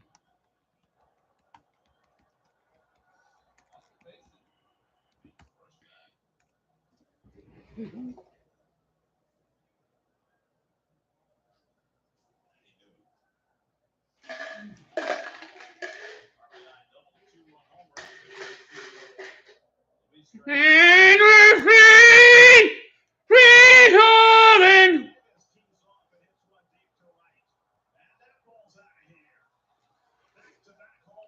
Look at the Nationals. They're high footing. Ding, ding, ding, ding, ding, ding, ding, ding, ding, ding. The domination has begun. So with Soto and Bell gone to San Diego, the Nationals were dead last in the National League in home runs. In home runs on back-to-back pitches against DeGrom's against the Roman Look at it. Look at that acceleration. Look at that. It's in the nose. It's going to win both games.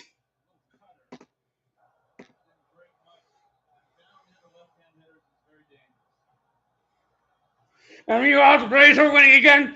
And Blueberries, look at Blueberries cheating again. Dick. The Mets are going to get swept so bad this weekend. So fucking bad.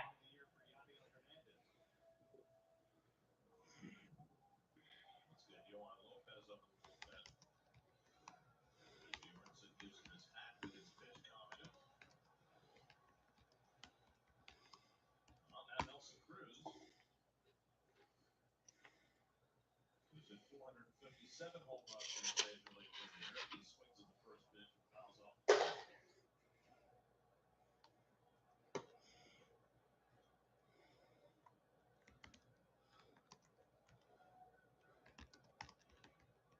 Lugosi got the first out and then got ahead on Robles before hitting him in the arm with a pitch. And he has paid the price for that. Slide him in for a strike to Cruz, and it's 0-2. Cruz struck out twice against DeGrom. Putting in the fourth inning with a runner at third and one out. Struck him out on 3 pitches, got him with a changeup. Tomas Nido.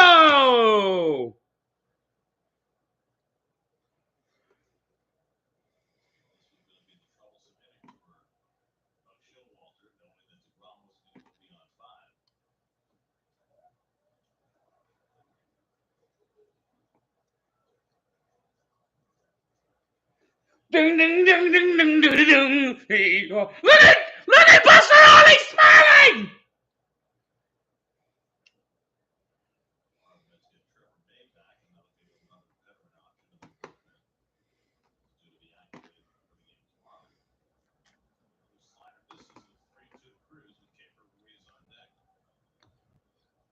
City probables for the beginning of tomorrow's game. That would be Chris Bassett for the Mets, and the veteran right-hander Rafael Sanchez goes for the Mets. The Mets open their series at Citi Field Thursday night with Carlos Carrasco pitching against the Braves and Kyle Wright. Swing and a miss. And Lugosi strikes out Cruz, who fans for the third time tonight. It's the second out of the inning. Up and in fastball right there. Cruz having trouble catching up the fastballs in his elder years. Elder. You dropped an elder on him. Well, elder, like he's eligible for Medicare.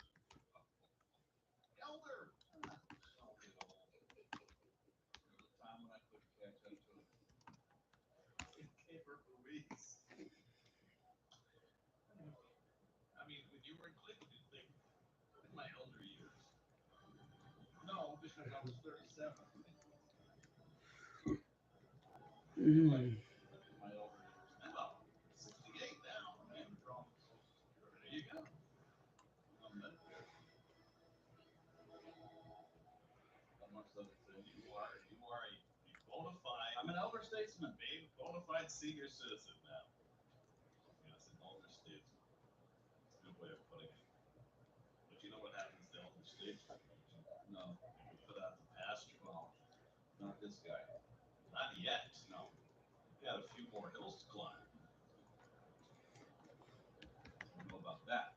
Teddy Roosevelt, charge of San Juan Hill. Ruiz rolls over for one, and Alonso in front of it. That retires the side, but not before back-to-back homers by Garcia. And the Nationals with an insurmountable hurricane lead. Look at that. Did you see them dancing in the dugout too? Dancing feet together. Woohoo! Woohoo! The game was easy. And I know that it is. And then to win tomorrow. And the season's falling. No deals! Billy Emperor just fucked this whole season up!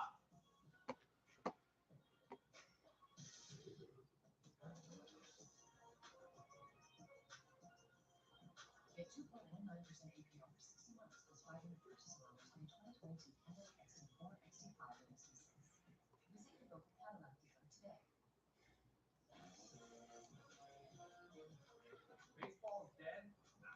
We've got pitchers hitting grand slams, a team playing a four-man outfield, and the best crop of major league talent maybe ever.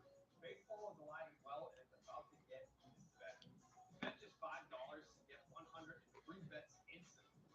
Download the DraftKings Sportsbook app, sign up with the promo code, bet $5 to get 100 instantly, and get in on the action.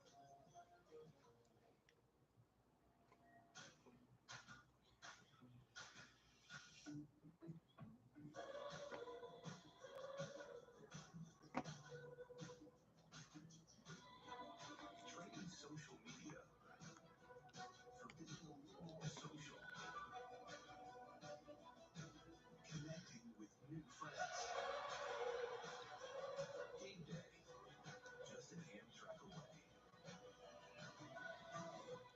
Meet my boyfriend, Jake. What's up, everyone?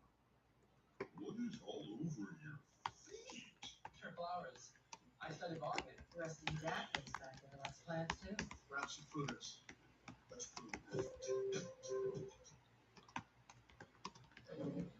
Maria Marino here with your seventh inning game break. Phillies in Atlanta, bottom 3-1 zip Phils. Reese Hoskins can't come up with that Eddie Rosario grounder. It brings home two, gives the Braves the 2-1 lead. Now 3-1 in the fifth. Gary? Spencer Strider out for the Braves tonight. Aggie Sports Night comes up after the post game tonight. Ron to return to the mound. 5 good innings for Jake. All the trade deadline news and some football as well. Coming up on Geico Sports Night. We go to the 7th, and the former Matty Rosmo Ramirez comes in for the second straight night. So, Davey Martinez, the skipper of the Bravos, much like Bobby Cox, Tony La Russa, going through his bullpen 1 inning at a time. Ramirez worked the 7th last night, gave up a couple of hits. We got a double play ball. Look at the lower third of the order in this 7th inning with Nate Wynn, Guillorme, and Nito Ibarra. Mets, who have been putting up big offensive numbers on this road trip, have been held in check tonight. And Aikman takes a strike. Aikman has one of the Mets' 3 hits, an infield single in the 4th. Corey Abbott went the first 5, allowed no runs, 2 hits. Victor Orano gave up a home run to Lindor. They got the Mets on the board in the 6th. It's at 52 hits in the first 4 games of this road trip, but just 3 tonight. And There goes Tyler Nyquil. Nyquil will be retired with ease. Second out of the night, an opposite field single. The Mets get something started in the 7th. Off the end of the bat. He didn't know where it was. He didn't know where it went. We saw that happen to Mark Canna a couple of times over the weekend in Yes. Miami. It had been ball down the right field line, had no idea where it went. Guillorme up twice, flight out both times. First time up, he hit one to the warning track. Stepped the ball in deep left center. So the Mets have 4 hits. Nicholas got half of them.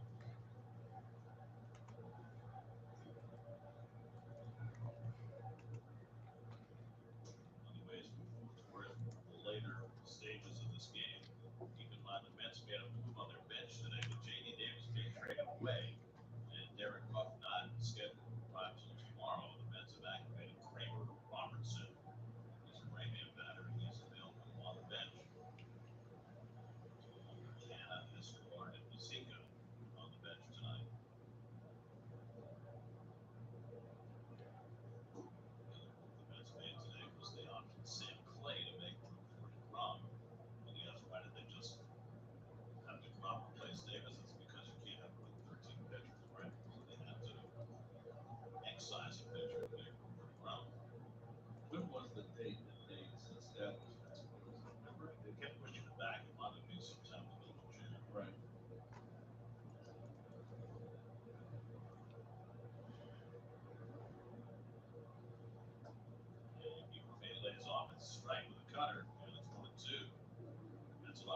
couple of player moves tomorrow, assuming, well, three of them actually, assuming that Ruff and Michael Gibbons both arrive, and they're going to be activating Trevor May off the injured list.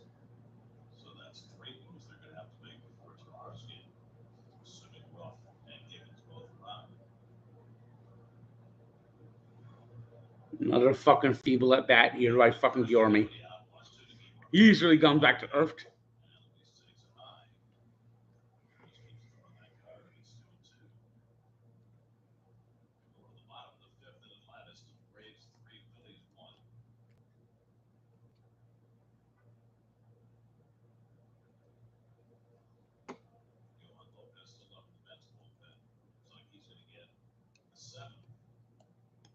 Let's the Mets rally, in which case the plan could change. 2-2 coming, and that's all complete. And now it's 3-2 to Guillorme. Well, Kyle Finnegan is up in the Nats bullpen. He's a little close to the closer from Washington, but he's up in the seventh inning.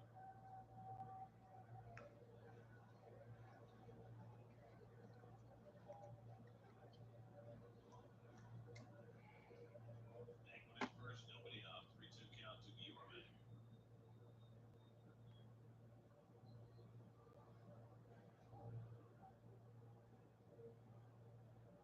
Not going. Guillorme fouls off the fastball.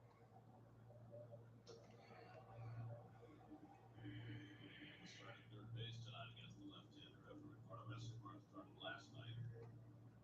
Escobar went 0 for 4 in last night's game. Guillorme 0 for 2 tonight. This is Guillorme's 12th start at third base. You can see him playing a lot more third base than the conditions of England.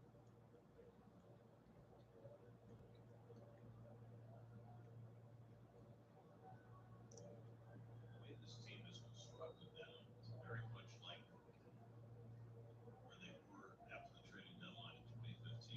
It's found a way in that you're going to have frontline talented players sitting on the bench every day. Today's Hanna and Escobar sitting. Right. You can play the hot hand too. Escobar, I mean, they made kind of a move with Guillorme over there because Escobar struggled from the left side of the plate against right-handers. But if Escobar gets red hot, you play the hot hand, you run him back out there.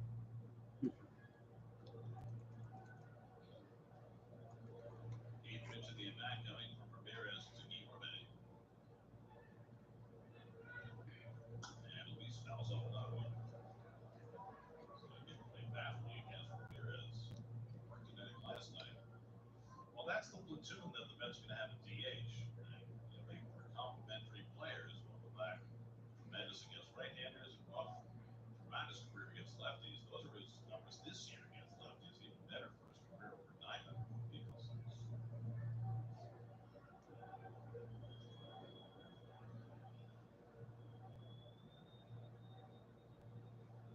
Pitch number 9 to Guillorme. And he lines one into center field for a base. Yep, but now here comes Tomas Nido and a double play. One on Waldo's cutter as it gets Mason on the fastball. The Mets up first 2-0 out of the 7th. They found Jerk back. Good at bat by Guillorme. When you throw him down in the way, you're throwing into his strength. He doesn't try to fold.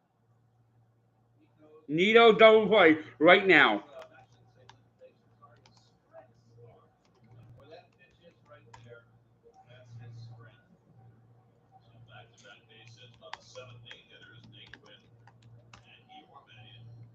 Jim Hickey, the Mets pitching coach, out to talk to Ramirez.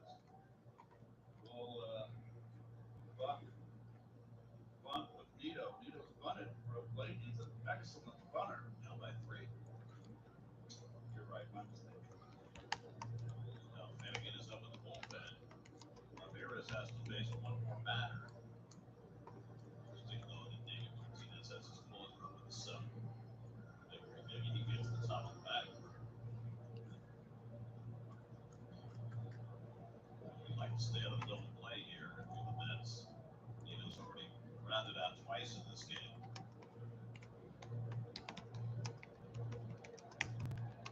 You still could bunt, Jared. You could. You could bunt, and I would not argue with you. You know, hit gets you back to 1 run. I was just thinking with deGrom starting today, Nito in the number 9 spot of the order. And he does bunt. And who's going to field it? Ramirez going to put the tag on. Almost a mess up there with the rookie first baseman Meneses. So the Mets now by 3 runs. Yeah, nonetheless sacrificing with Nito. One unassisted. Nito, the league leader in sacrifice bunts.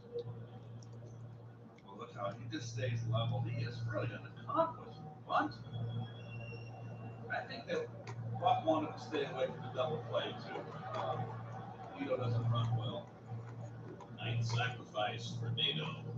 David Martinez will not bring in his best reliever, Kyle Finnegan, to face the top of the order with 2 in scoring position. Bolton's bullpen brought to you by Nissan. 4-1 Nats in the 7th. We'll be right back. This is the 2022 Nissan Pathfinder and Rogue.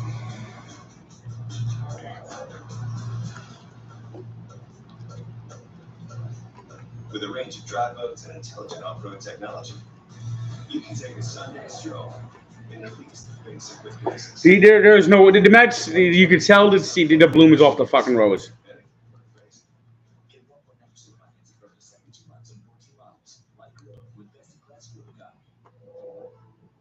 Finding the perfect project manager isn't easy. Like a butter cut-up partner. We found it. He's an athlete. Treats daily lunch delivery and an 8:15 call in San Francisco. And you can find millions of other talented pros right now on Upwork.com. We better reconsider this whole morning thing with Taco Bell's warm breakfast quesadilla, crisp hash brown, Cinnabon delights, and a coffee. Wake up to the new $5 Bell breakfast box. Only at Taco Bell. At Catholic Health, when we see our island, we see extraordinary life. The most extraordinary of which is you.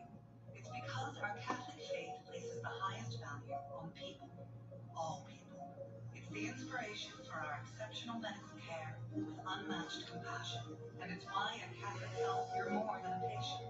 You're someone's family, best friend, and a neighbor to us all. Long live Long Island. The mountains, or the seashore, into the city, or far from it. The experiences we never forget come from the choices we make.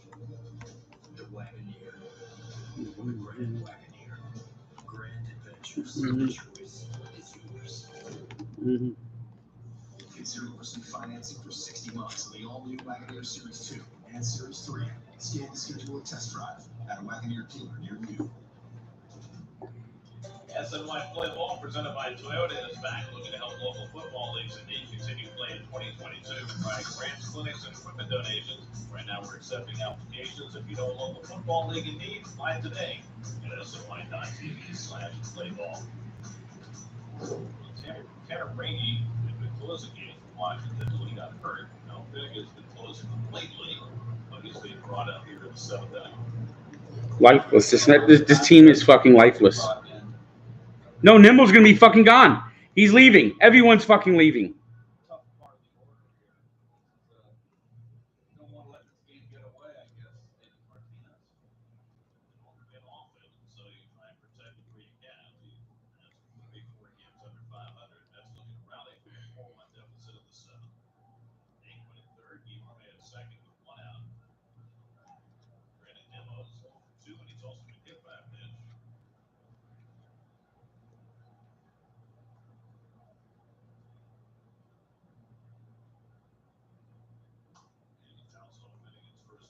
The inability to get a fucking reliever just killed this team. Just fucking ended this fucking team's chances of winning this year. Saved 11 games for the Nats last year, 4 more this year. 30-year-old out of Texas State University.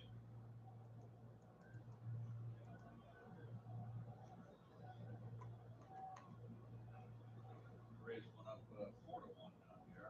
Like,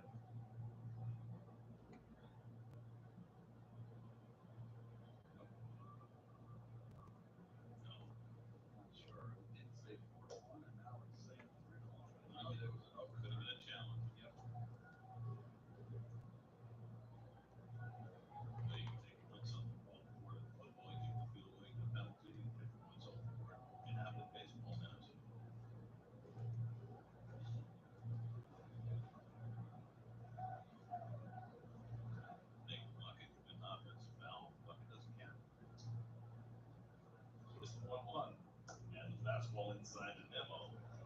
9 miles an hour from Finnegan. It's 2-1. Almost had one career at bat against Finnegan, 0 for 1. Starling Marte on deck. Francisco Lindor behind him. Mets have done very little hitting tonight. They loaded the bases in the first inning against Corey Abbott, but came up empty. They got a home run from Lindor in the 6th. It's the only other time they've had a runner in scoring position tonight. And here's a double play. Ding, ding, ding, ding, ding. Easy peasy, lemon squeezy.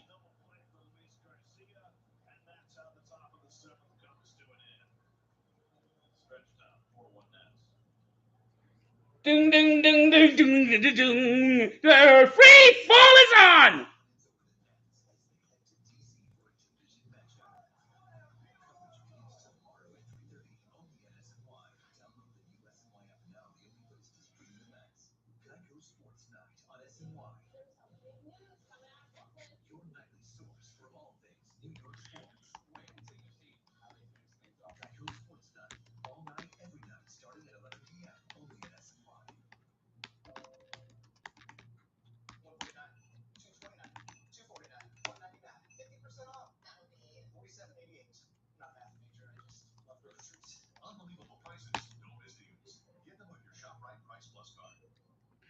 Did you see the Nationals going out the hill too? They're dancing! They're dancing! They're doing a jig!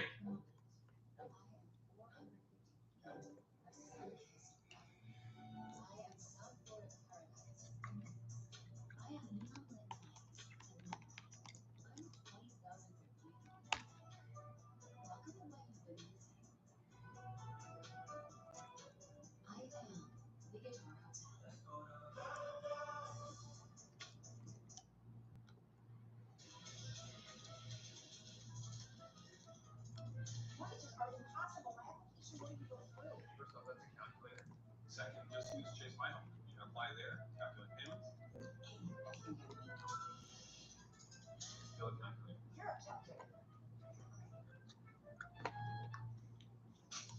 Search homes and loans in one place. Plus, guaranteed on-time closing or get $5,000.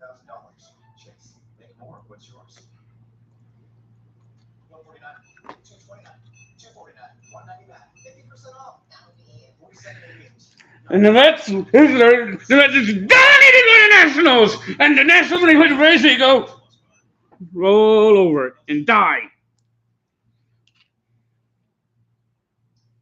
Welcome back to our nation's capital. It's time to take a look now at the live odds for tonight's game presented by. And the White Sox and the Mets winning it here. Going to the playoffs this year? Zero! Right now, though, plus 670 the odds to win. So you bet 100 right now. Let's come back and you win yourself $670. Now, guys, I want to bring the conversation back for just a second to the historic trade of Juan Soto, which in so many respects is completely unprecedented. And we've heard all day long so many different aspects of why it's unprecedented. I wanted to find something new, a different way to tackle it. So the thing that I looked at is that since Major League Baseball began, there have been only 33 players, Juan Soto included, who have amassed a WAR of 18 or more through the age of 23. Only one other besides Juan Soto was ever traded before the age of 24. And for that trade, you have to go all the way back to 1893, when George Davis was traded from the Cleveland Spiders to the New York Giants for Buck Ewing. He was 22 at the time. Oh, I remember that. And how did that one work out, Steve? George Davis went on to be a Hall of Famer. And Buck Ewing. That I don't know. Buck Ewing. I was counting on you for that. Was Buck's first name Nathaniel? Let's see. Buck Ewing had an 18-year career. It was at the back end of his career. What year did you say he was traded? 1893. Oh yeah, he was headed to the latter stages of his career. His elder years, his kid. How old was he? He was 33.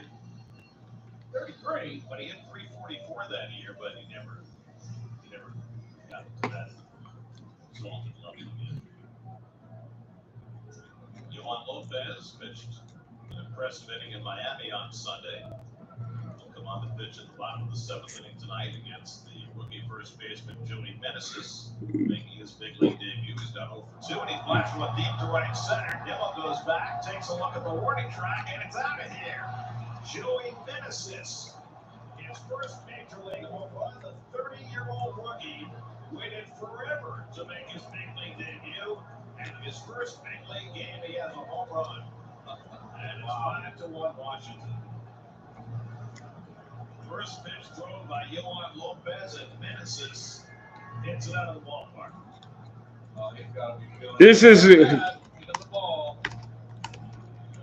He's here because Soto and Bell got traded today.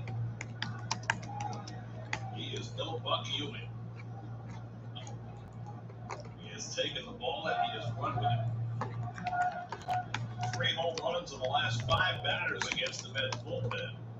The Ghosts again with back-to-back home runs to Luis Garcia and Yadiel Hernandez, and now Joey Meneses happens. High fastball. Well, carrying. You never know how these things are going to develop, Keith. Meneses could turn out to be a Mets nemesis.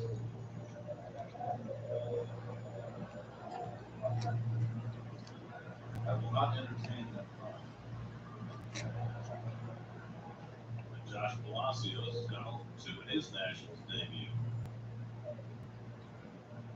It's funny how these things work sometimes. The Nationals, we had Soto and Bell were dead last in the National League in home runs. Right. They did just 80 home runs in 104 games. And now they have 3 home runs in a 5-batter span with those guys gone.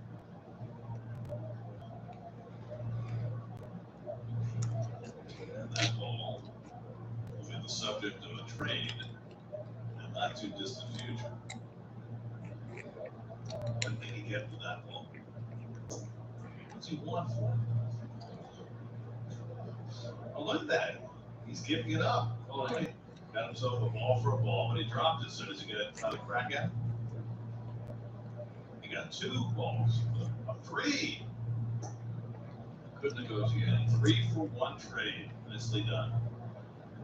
But maybe he's going to hold that for a signed jersey. The thing about it is that he's wearing a Scherzer jersey, and you know he would probably want to get like a Soto jersey in return for the ball. But those might not be available anymore. He gave all 3 balls away. Then you got the guy in the Javi Baez Mets jersey. You got the guy in the Scherzer Mets jersey, and the guy in the Baez Mets jersey. What a nice boy. And the security came over to ask him for the ball, and they didn't realize that he had already contributed to the ball in exchange for 3 balls that he gave away. What a nice guy. Sound like Madeline Kahn. What a nice guy. Plays this out? Yes, of course. So everybody's happy. Except maybe Yohan Lopez and followers of the New York Mets. Lopez trying to get out here, 3-2 on Palacios with Cesar Hernandez on deck. And he struck him out. So Lopez throws a fastball by Palacios for the first out at the bottom of the 7th. I mean, this has been a total pathetic effort by the Nets on all stages. Fastball down.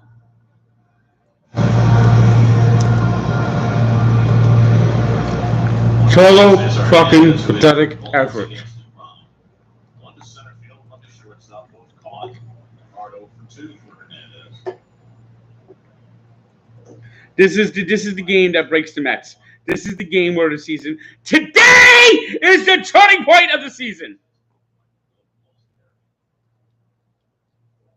7 at bats this year, even if he doesn't. No home runs. Ball's carrying here. It's cluttered by Lopez at 21. And the funny thing is, it says for him 21 last year. He probably still proving to get doubled off second base in the last 7 minutes. Yeah, a rare base running mistake by Yorme. And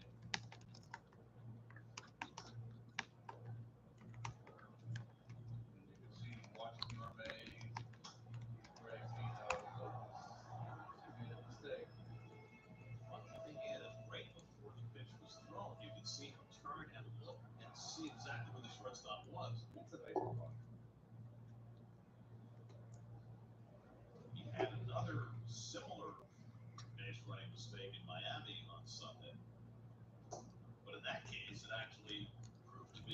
official mistake, right? When he got trapped off second base, but Campbell's able to Joey Wendell made a forced blunder.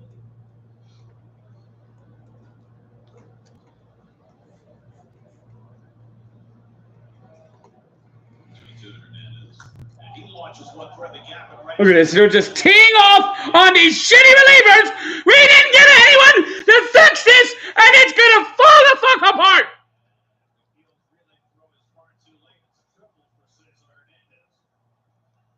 So no home run, but Hernandez has his third triple of the year. Bad Karam off the wall there, enabled the trip. Third scalded ball he's hit. Gets a base hit out of this one. Watch this ball, Karam. That's what made it a triple right there. That chain link fence in front of the scoreboard.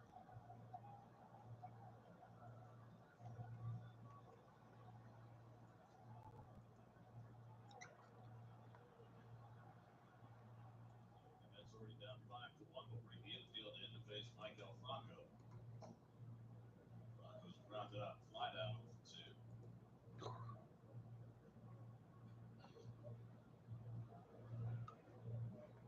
Deep to right center. Nimmo goes back, takes a look at the warning track, and it's out of here. Joey Menace. Franco just really pulls off breaking ball. The whole series has been that way. Even with the Phillies.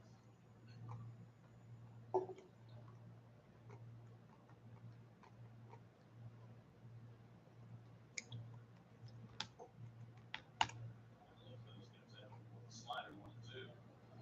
Now the Mets will have reinforcements coming for their bullpen tomorrow. Trevor May coming back off the injured list, and Mike Gibbons acquiring a trade today coming from the Cubs. This is where the need is to get some depth in that bullpen behind Diaz, Vino, and Lugo. So that these 6th and 7th innings don't become adventures. Nikosic and Lopez for 7-back stand against a depleted team that have given up 3 home runs in a triple. 2-2 coming. And Franco with a half swing, he might arrive for strike 3. And Lopez has a second strikeout, and Franco can't get the run in for third. 2 out. Well, tonight's starters, it's not what you expected from Jacob deGrom in his first start in over a year. Didn't expect 5 scoreless innings from Corey Abbott in his second big league start. Rodriguez next man up in the Mets bullpen. Victor Robles, the batter. Robles has scored 2 of the 5 Nationals runs, a single and a hit by pitch. He's also stolen a base. Takes inside for 0-1.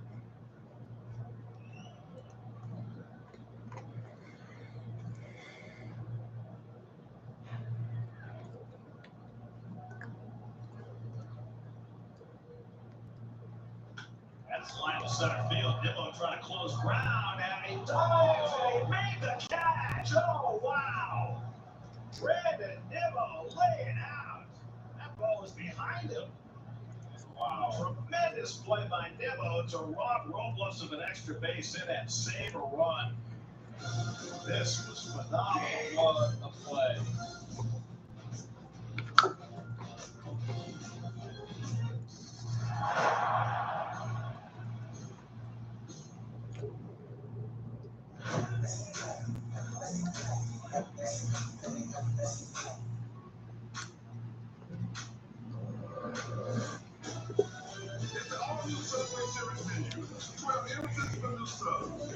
The most epic sandwich wrapper ever created.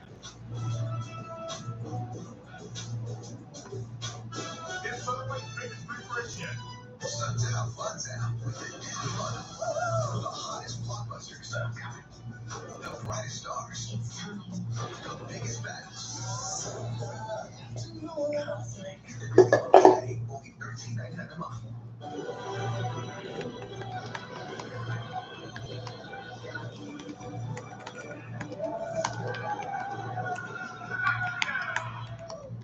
Okay, so we didn't actually just skip them out. Casey, here's a friend. And the Mets, you know the Mets are going to lose tomorrow too. You know 100% they're going to lose tomorrow. Live bet. So we get more bets in as the game happens. And that's how you do more than just bet. That's how you live that life.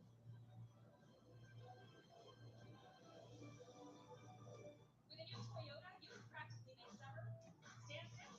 From making a splash on a hybrid, sitting in for fun in a Camry, or tackling a trailhead in a RAV4 hybrid. Enjoy the last of summer in an exciting new Toyota during Toyota's national sales event. Get 1.4% APR financing for 48 months on a Blue Vision 2022 RAV4 or RAV4 Hybrid. Plus, every new Toyota comes with Toyota Care, our no-cost service plan. Come in today. Toyota, let's go places. Pumped and ready to go. Hello and welcome to Geico Sports Night, all night, every night, starting at 11 p.m. only at SMI.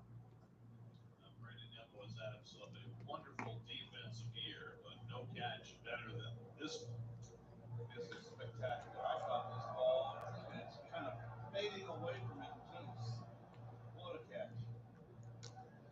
The speed of Robles at this point against Mayim is at least a triple and maybe inside the park home run.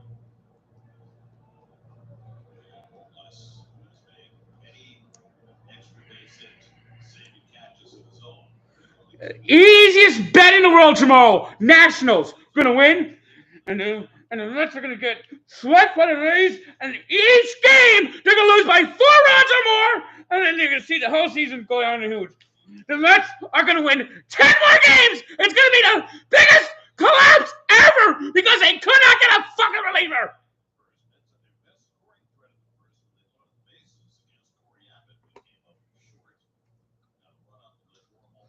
Look at this.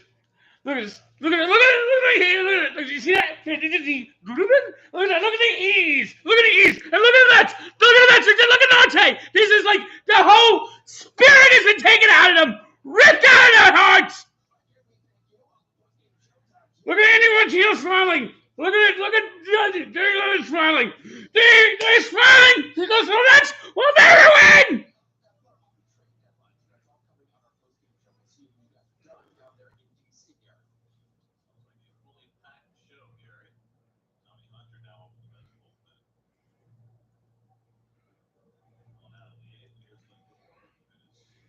Second home run in 2 days. His 19th of the year in the 6th inning.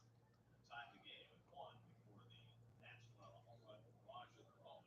Cedar Hernandez, and this is a small ball right to give the Nats a 5-1 lead. The Lord has now hit 20 of his last 21 games.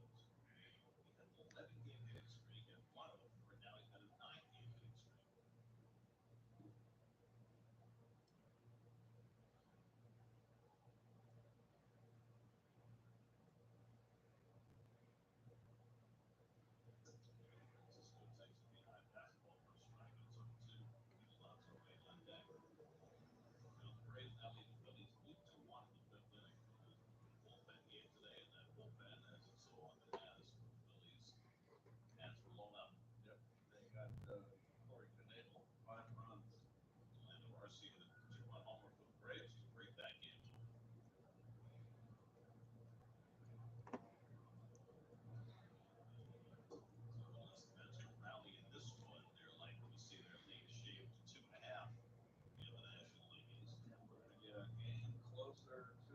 Showdown at City Field the weekend.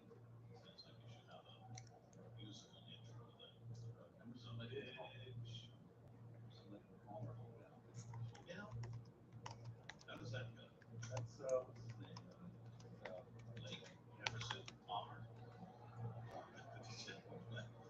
Classical. It's the classical song about and I always forget his name. The conductor, songwriter, not songwriter. I can't think of it. I'm trying to follow you. Mozart, Michael Tchaikovsky, Beethoven, Stravinsky, American music. Eric Copeland. Yes, thank you. Aaron You Copeland. steered me in the right way. He said American. Yes, Aaron Copeland. Okay. Okay. Can you help a few bars? No, but you get the double album live. Emerson Lake Palmer was the song that did lead song on this concert that they opened up for him.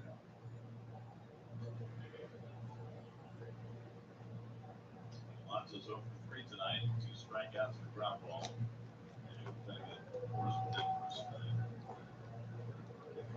Well, I'm going to end the stream after this inning. The Mets are clearly not going to come back. Clearly, this game, the disaster has begun. The season's falling apart, crash and burn. There's just no heart in this team. The heart has been ripped out by the Mets' failure to make a fucking move.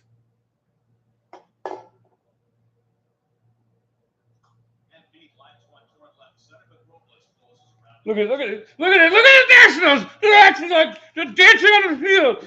They're dancing in the field. The Nationals are going to pass the fucking Mets. The Mets are going to finish in last place.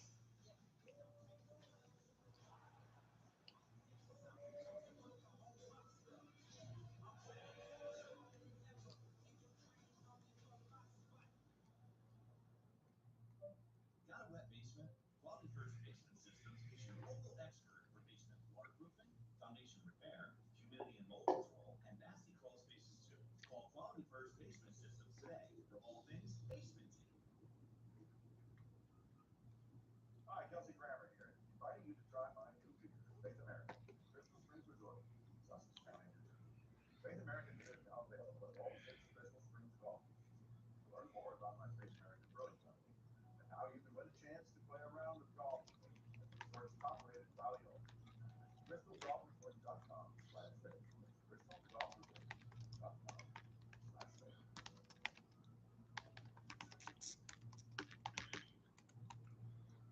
You've made some upgrades to make home feel more like home. Upgraded how you work,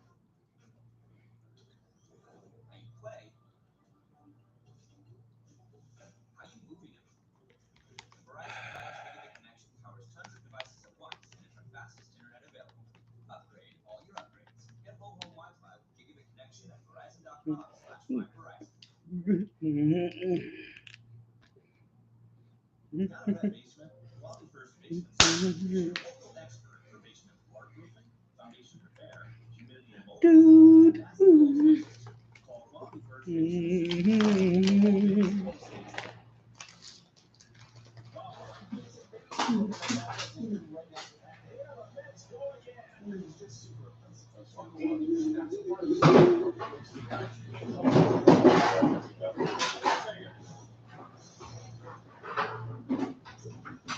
It's a Mets fan guide. All the fun local things to do while seeing the Mets on the road. In this week's episode, get inside look at all the hot spots to check out in DC on SNY's new digital series, Mets Road Trip, presented by Toyota. Check it out now on SNY.tv. That, I believe, is the logo. Piece of the moon. And here's the cow, who presumably jumped off the moon.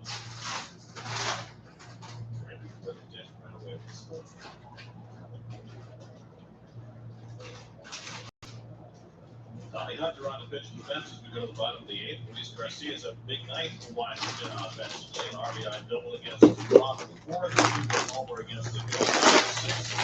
Hunter last hit on Sunday in Miami in the double the timeout. This is down to Garcia 1-1. Hunter will be reunited with his former Orioles teammate Michael Gibbons. We'll live tomorrow. One more guy. Walter has a comfort level that Michael Givens will be the worst pitcher. Prediction: Michael Givens goes 0-10 with ERA of infinity.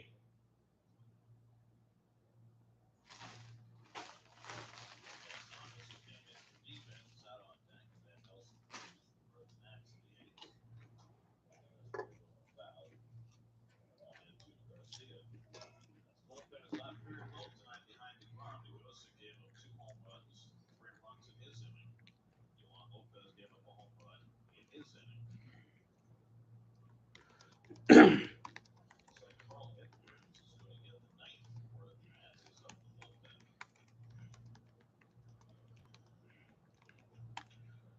Mitchell got pulled back. 7-game winning streak on the line. Tap past the mound, charging is Lindor. Going on move to get Garcia on it. It's funny how these things work. You come into a day like this, and that's a reliever team to begin with. Trade away their two best players, and you figure they're going to be the flat team. That's how the great fortune of getting the best pitcher in baseball back on the mound for the first time in a year. You figure they're going to be elated. Sometimes it just doesn't work out that way. That's why they play the games. Absolutely. And the team that hasn't hit home runs, hits 3 home runs. Thomas, the former Cardinal, getting his first at bat in the series. Hitting .231 with 9 home runs, and he takes up an in from 100 ball. And there's an emotional side for the Mets as well. They traded away a very popular player in J.D. Davis, and you don't know what kind of impact that has. That's line to the left field. Thomas has a base hit. That's their 8th hit of the night. 1 out, 7 for Lane Thomas.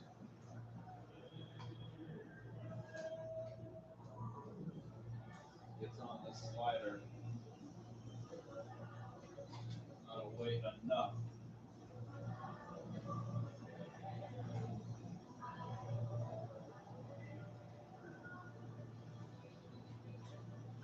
So 1 out and 1 on, and Nelson Cruz has been up 3 times, struck out all 3, twice against DeGrom, once against Ngozi.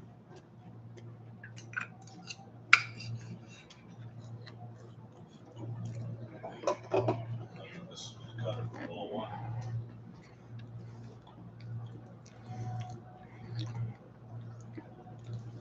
The next question is when does he pitch next? They pulled him after 5 innings and 59 pitches today. Does he go on regular rest and pitch against the Braves on Sunday, as I'm sure every Met fan would like to see? Or do they give him an extra day of rest, plug Trevor Williams into that spot, and hold him back for Monday against the Mets? I want to go out on a limb and say he's pitching Sunday. Unless he has some discomfort, right? I mean, he's perfectly fine. I think he's going to go. And then maybe he gets an extra day of rest after that start, because he's an off day. Right. It's an off day next week, Thursday, after the series with the Reds. Finally get an off day. Well, they've had, no, they've all started break. They should lose 2 off days. 2 off days are pretty good speed. And this is a good little bunch of games here they're playing. Important games. They're all important now down the stretch. Especially with their day night doubleheader on Saturday. By the way, David Peterson made a start for Syracuse last night to tune him up for that start on Saturday, and he pitched well. Which is nice to see him struggling a couple times out of the bullpen. I think he's kind of. Well, I think Peterson has done incredibly good work for the Mets this year as a starter, but as less comfortable with their role under relief. I think that he is more of a starter than a reliever. Which, raises an interesting question as we head down the stretch of the season. Both sides of presents 3-2. You can use Peterson as a doubleheader on Saturday. You got another doubleheader 2 weeks later against the Phillies when they did there. I wonder whether they would consider going to something of a hybrid 5.5, 6-man rotation coming down the stretch with Peterson if everybody stays healthy, just to protect Rob and everybody else that's all for it. With some, a lot of options. Look how bad all these relievers are. Look how bad all these relievers are.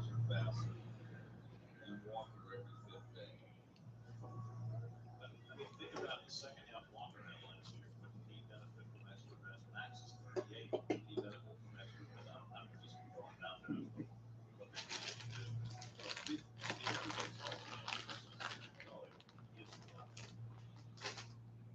now 2 aboard. Chambers and Reeves coming up. Reeves is base hit back in the second. He's 1 for 3. And then if you get to the postseason, then you have the opposite issue, right? Everybody's healthy. Who do you drop from the rotation? Well,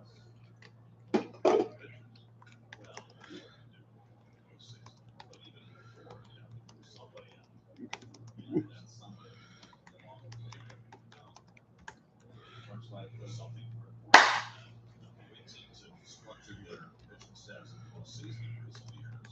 Starters pitching fourth innings late in games. Yank foul. Reeves. Then you start to think about who would be the guy who could best benefit from that. The Mets have already talked about it. When Miguel comes back, he goes on to win. Right. He becomes a weapon. Massive, Palmer. You heard it here first. The Mets are going to go 20-40 the rest of the season.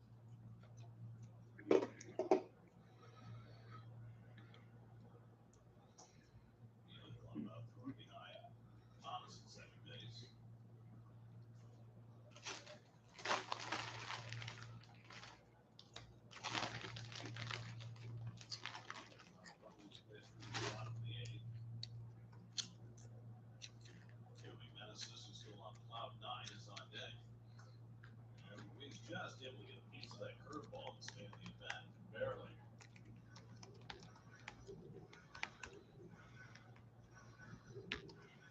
Imagine that Genesis was barely floating around those bases in the last inning.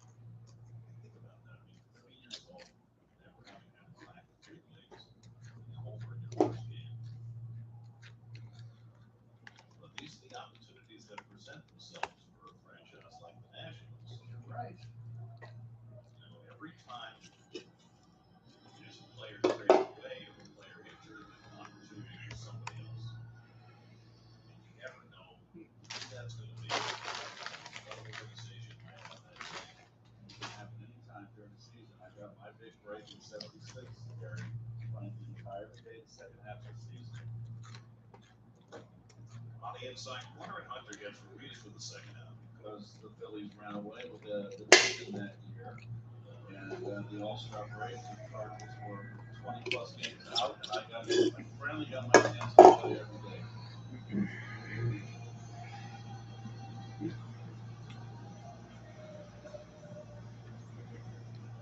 So here's Genesis. It's De Niro in Washington. After his home run in the seventh inning.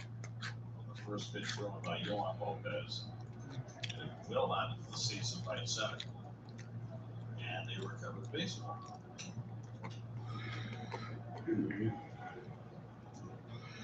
Joey chant going on. Along with 5 to 10 fans. And he takes the cover for a strike. Well, here's his first pitch. He got into that home run try. He didn't look at it, but he knew he hit it.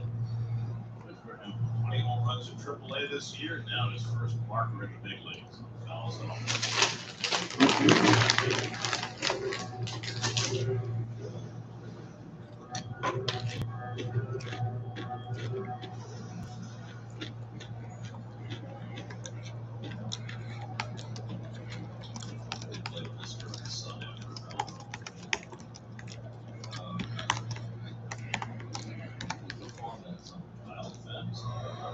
Look at this fucking Neo! This is our fucking catcher!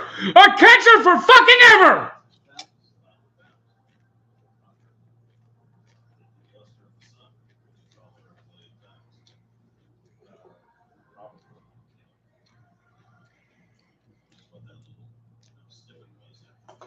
I read you, BM.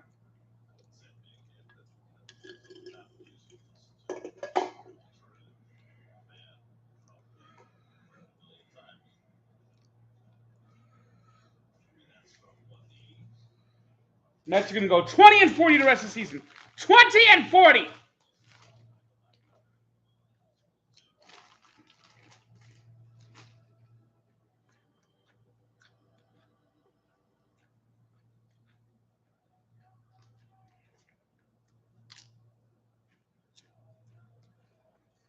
Try that at home. You feel holding hands with whiskey or whatever. Not easy to do. It's got to be holding hands.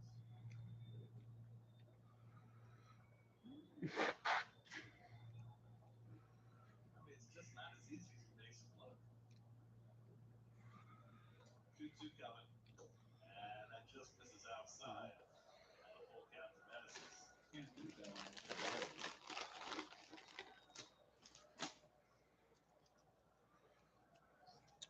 1983 was almost 40 years ago. So it's really stood the test of I'll time. have to put it on my playlist. Still being played at Major League ballparks. 3-2 is foul back. I just had to upgrade my Sonos at home. You what? My Sonos. Sonos. Sonos is I can play music outside. I can play my iTunes, Pandora, and I got speakers all around my backyard. And I couldn't play my outdoor speakers because I did not have up-to-date Sonos. Hunter strikes out Medicine. We'll have to go update his Sonos before we go to the ninth inning. With the Nationals up 5-1. You're welcome. Been here for years. Yeah, Mhm. but there's only one end.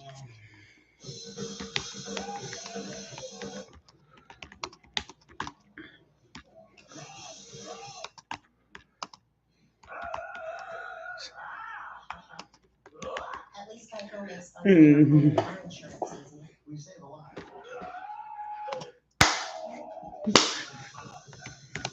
Boogie.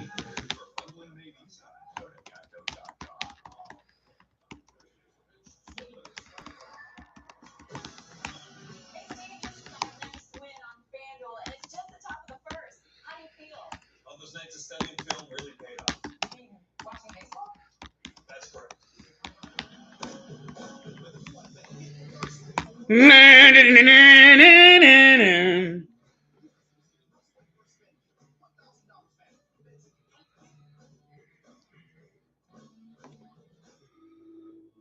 Don't let psoriasis get in the way. With Halts, up to 90% of patients saw a significant improvement of their psoriasis plaques. Some even saw 100% clear skin. Don't use if you're allergic to Halts. Before starting, get checked for tuberculosis.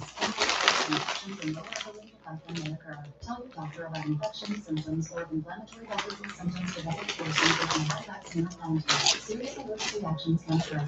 Ask your doctor about Halts. Do you want some more? You want it? You want to hustle, hustle, hustle, hustle. Yeah, you don't need fresh air. Yeah,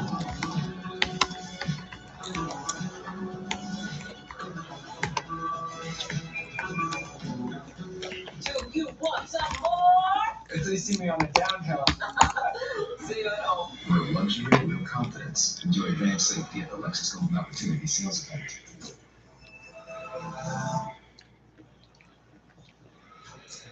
Final game of this series tomorrow afternoon. It's 4:05 first pitch, so we'll be with you at 3:30 tomorrow. Mets and Nationals. Chris Bassett against Donegal Sanchez in the finale of this road trip right here on SNY.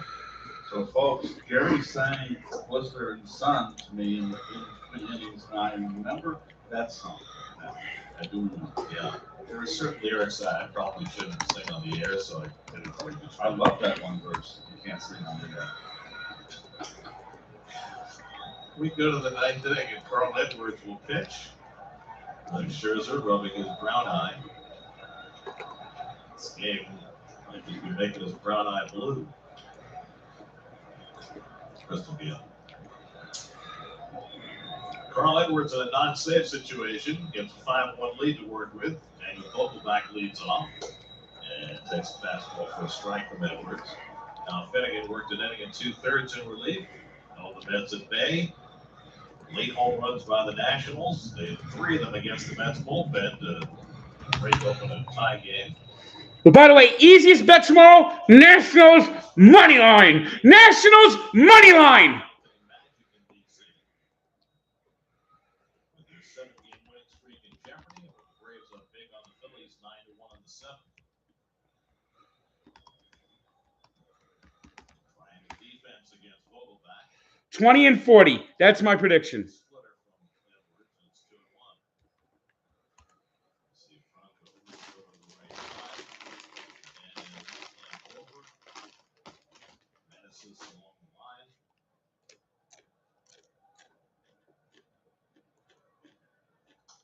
You know, it occurs to me that Menaces is a cross between Menace and Nemesis. Makes it a double trouble. Yes. Now, if his name was Dennis Meneses, that would be better. That would be, yes. I never liked the TV show. Dennis No. Menace. Didn't like it. You didn't like Jay North? It just didn't click with me. That fouled it off. He was a mean old man. Mr. Wilson. Mr. Wilson. How can I forget that? Mr. Wilson.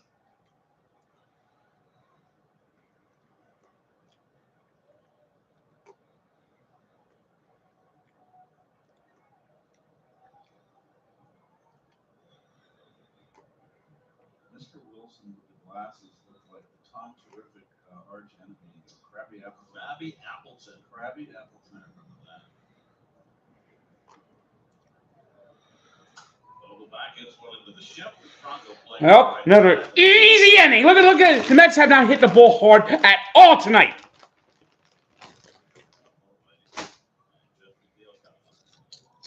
He used to play Tom Terrific during Captain Kangaroo. Right. Exactly. Yes. His Wonder Dog Manfred. And then the other cartoon they played during Captain Kangaroo was Larry and Sam. Remember Larry and Sam? No, I don't. But I was like 3 years old when I first started watching that, and I always thought it was Larry and Sam. And so I'd always Larry and Sam was the character, and I'd say to my mother, "I know which one is Sam, which one's Larry." Larry. Okay.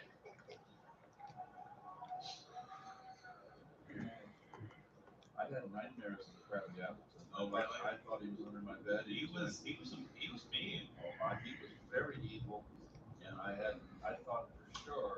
Up the middle to his right, and Hernandez can't make the play. And McNeil's Keep the pitcher away right there. Another ball that the Gold Glover didn't come up with. And Levine infield hit. That's the Mets' second infield hit tonight. They're 134th of the year, which leads the major leagues. The Mets have one out base runner, Tyler Naquin, coming up. Naquin has 2 of the Mets' 6 hits tonight, including an infield hit in the 4th. Went the other way for a base in the 7th. Mets have had some memorable 9th-inning rallies on the road this year. 5-run ninth in St. Louis, 7-run ninth in Philadelphia.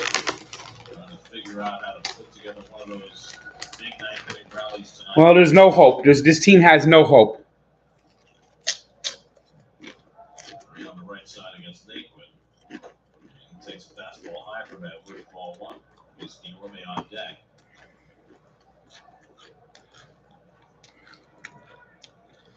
Diaz, and we have a baseball just in case. We've seen this team get to quite some remarkable wins, comebacks. Naquin hits one out to left center. Back goes Robles in the gap, and he runs it down. Robles can track him. He's got great speed. So long out for Naquin, and the Mets are down to their final out of the night.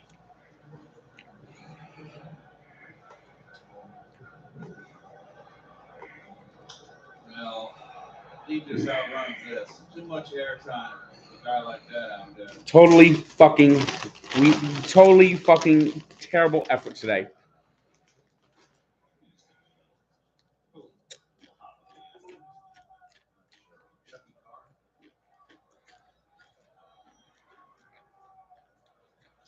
Yorme with the Mets down to their last out. Yorme had a base hit to center field his last time. The Mets threatened in the seventh.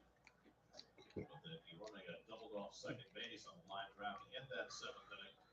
And the Nats have been home free from there. Eduardo Escobar is out on deck of bat for Nito. If Yorme can keep this game going.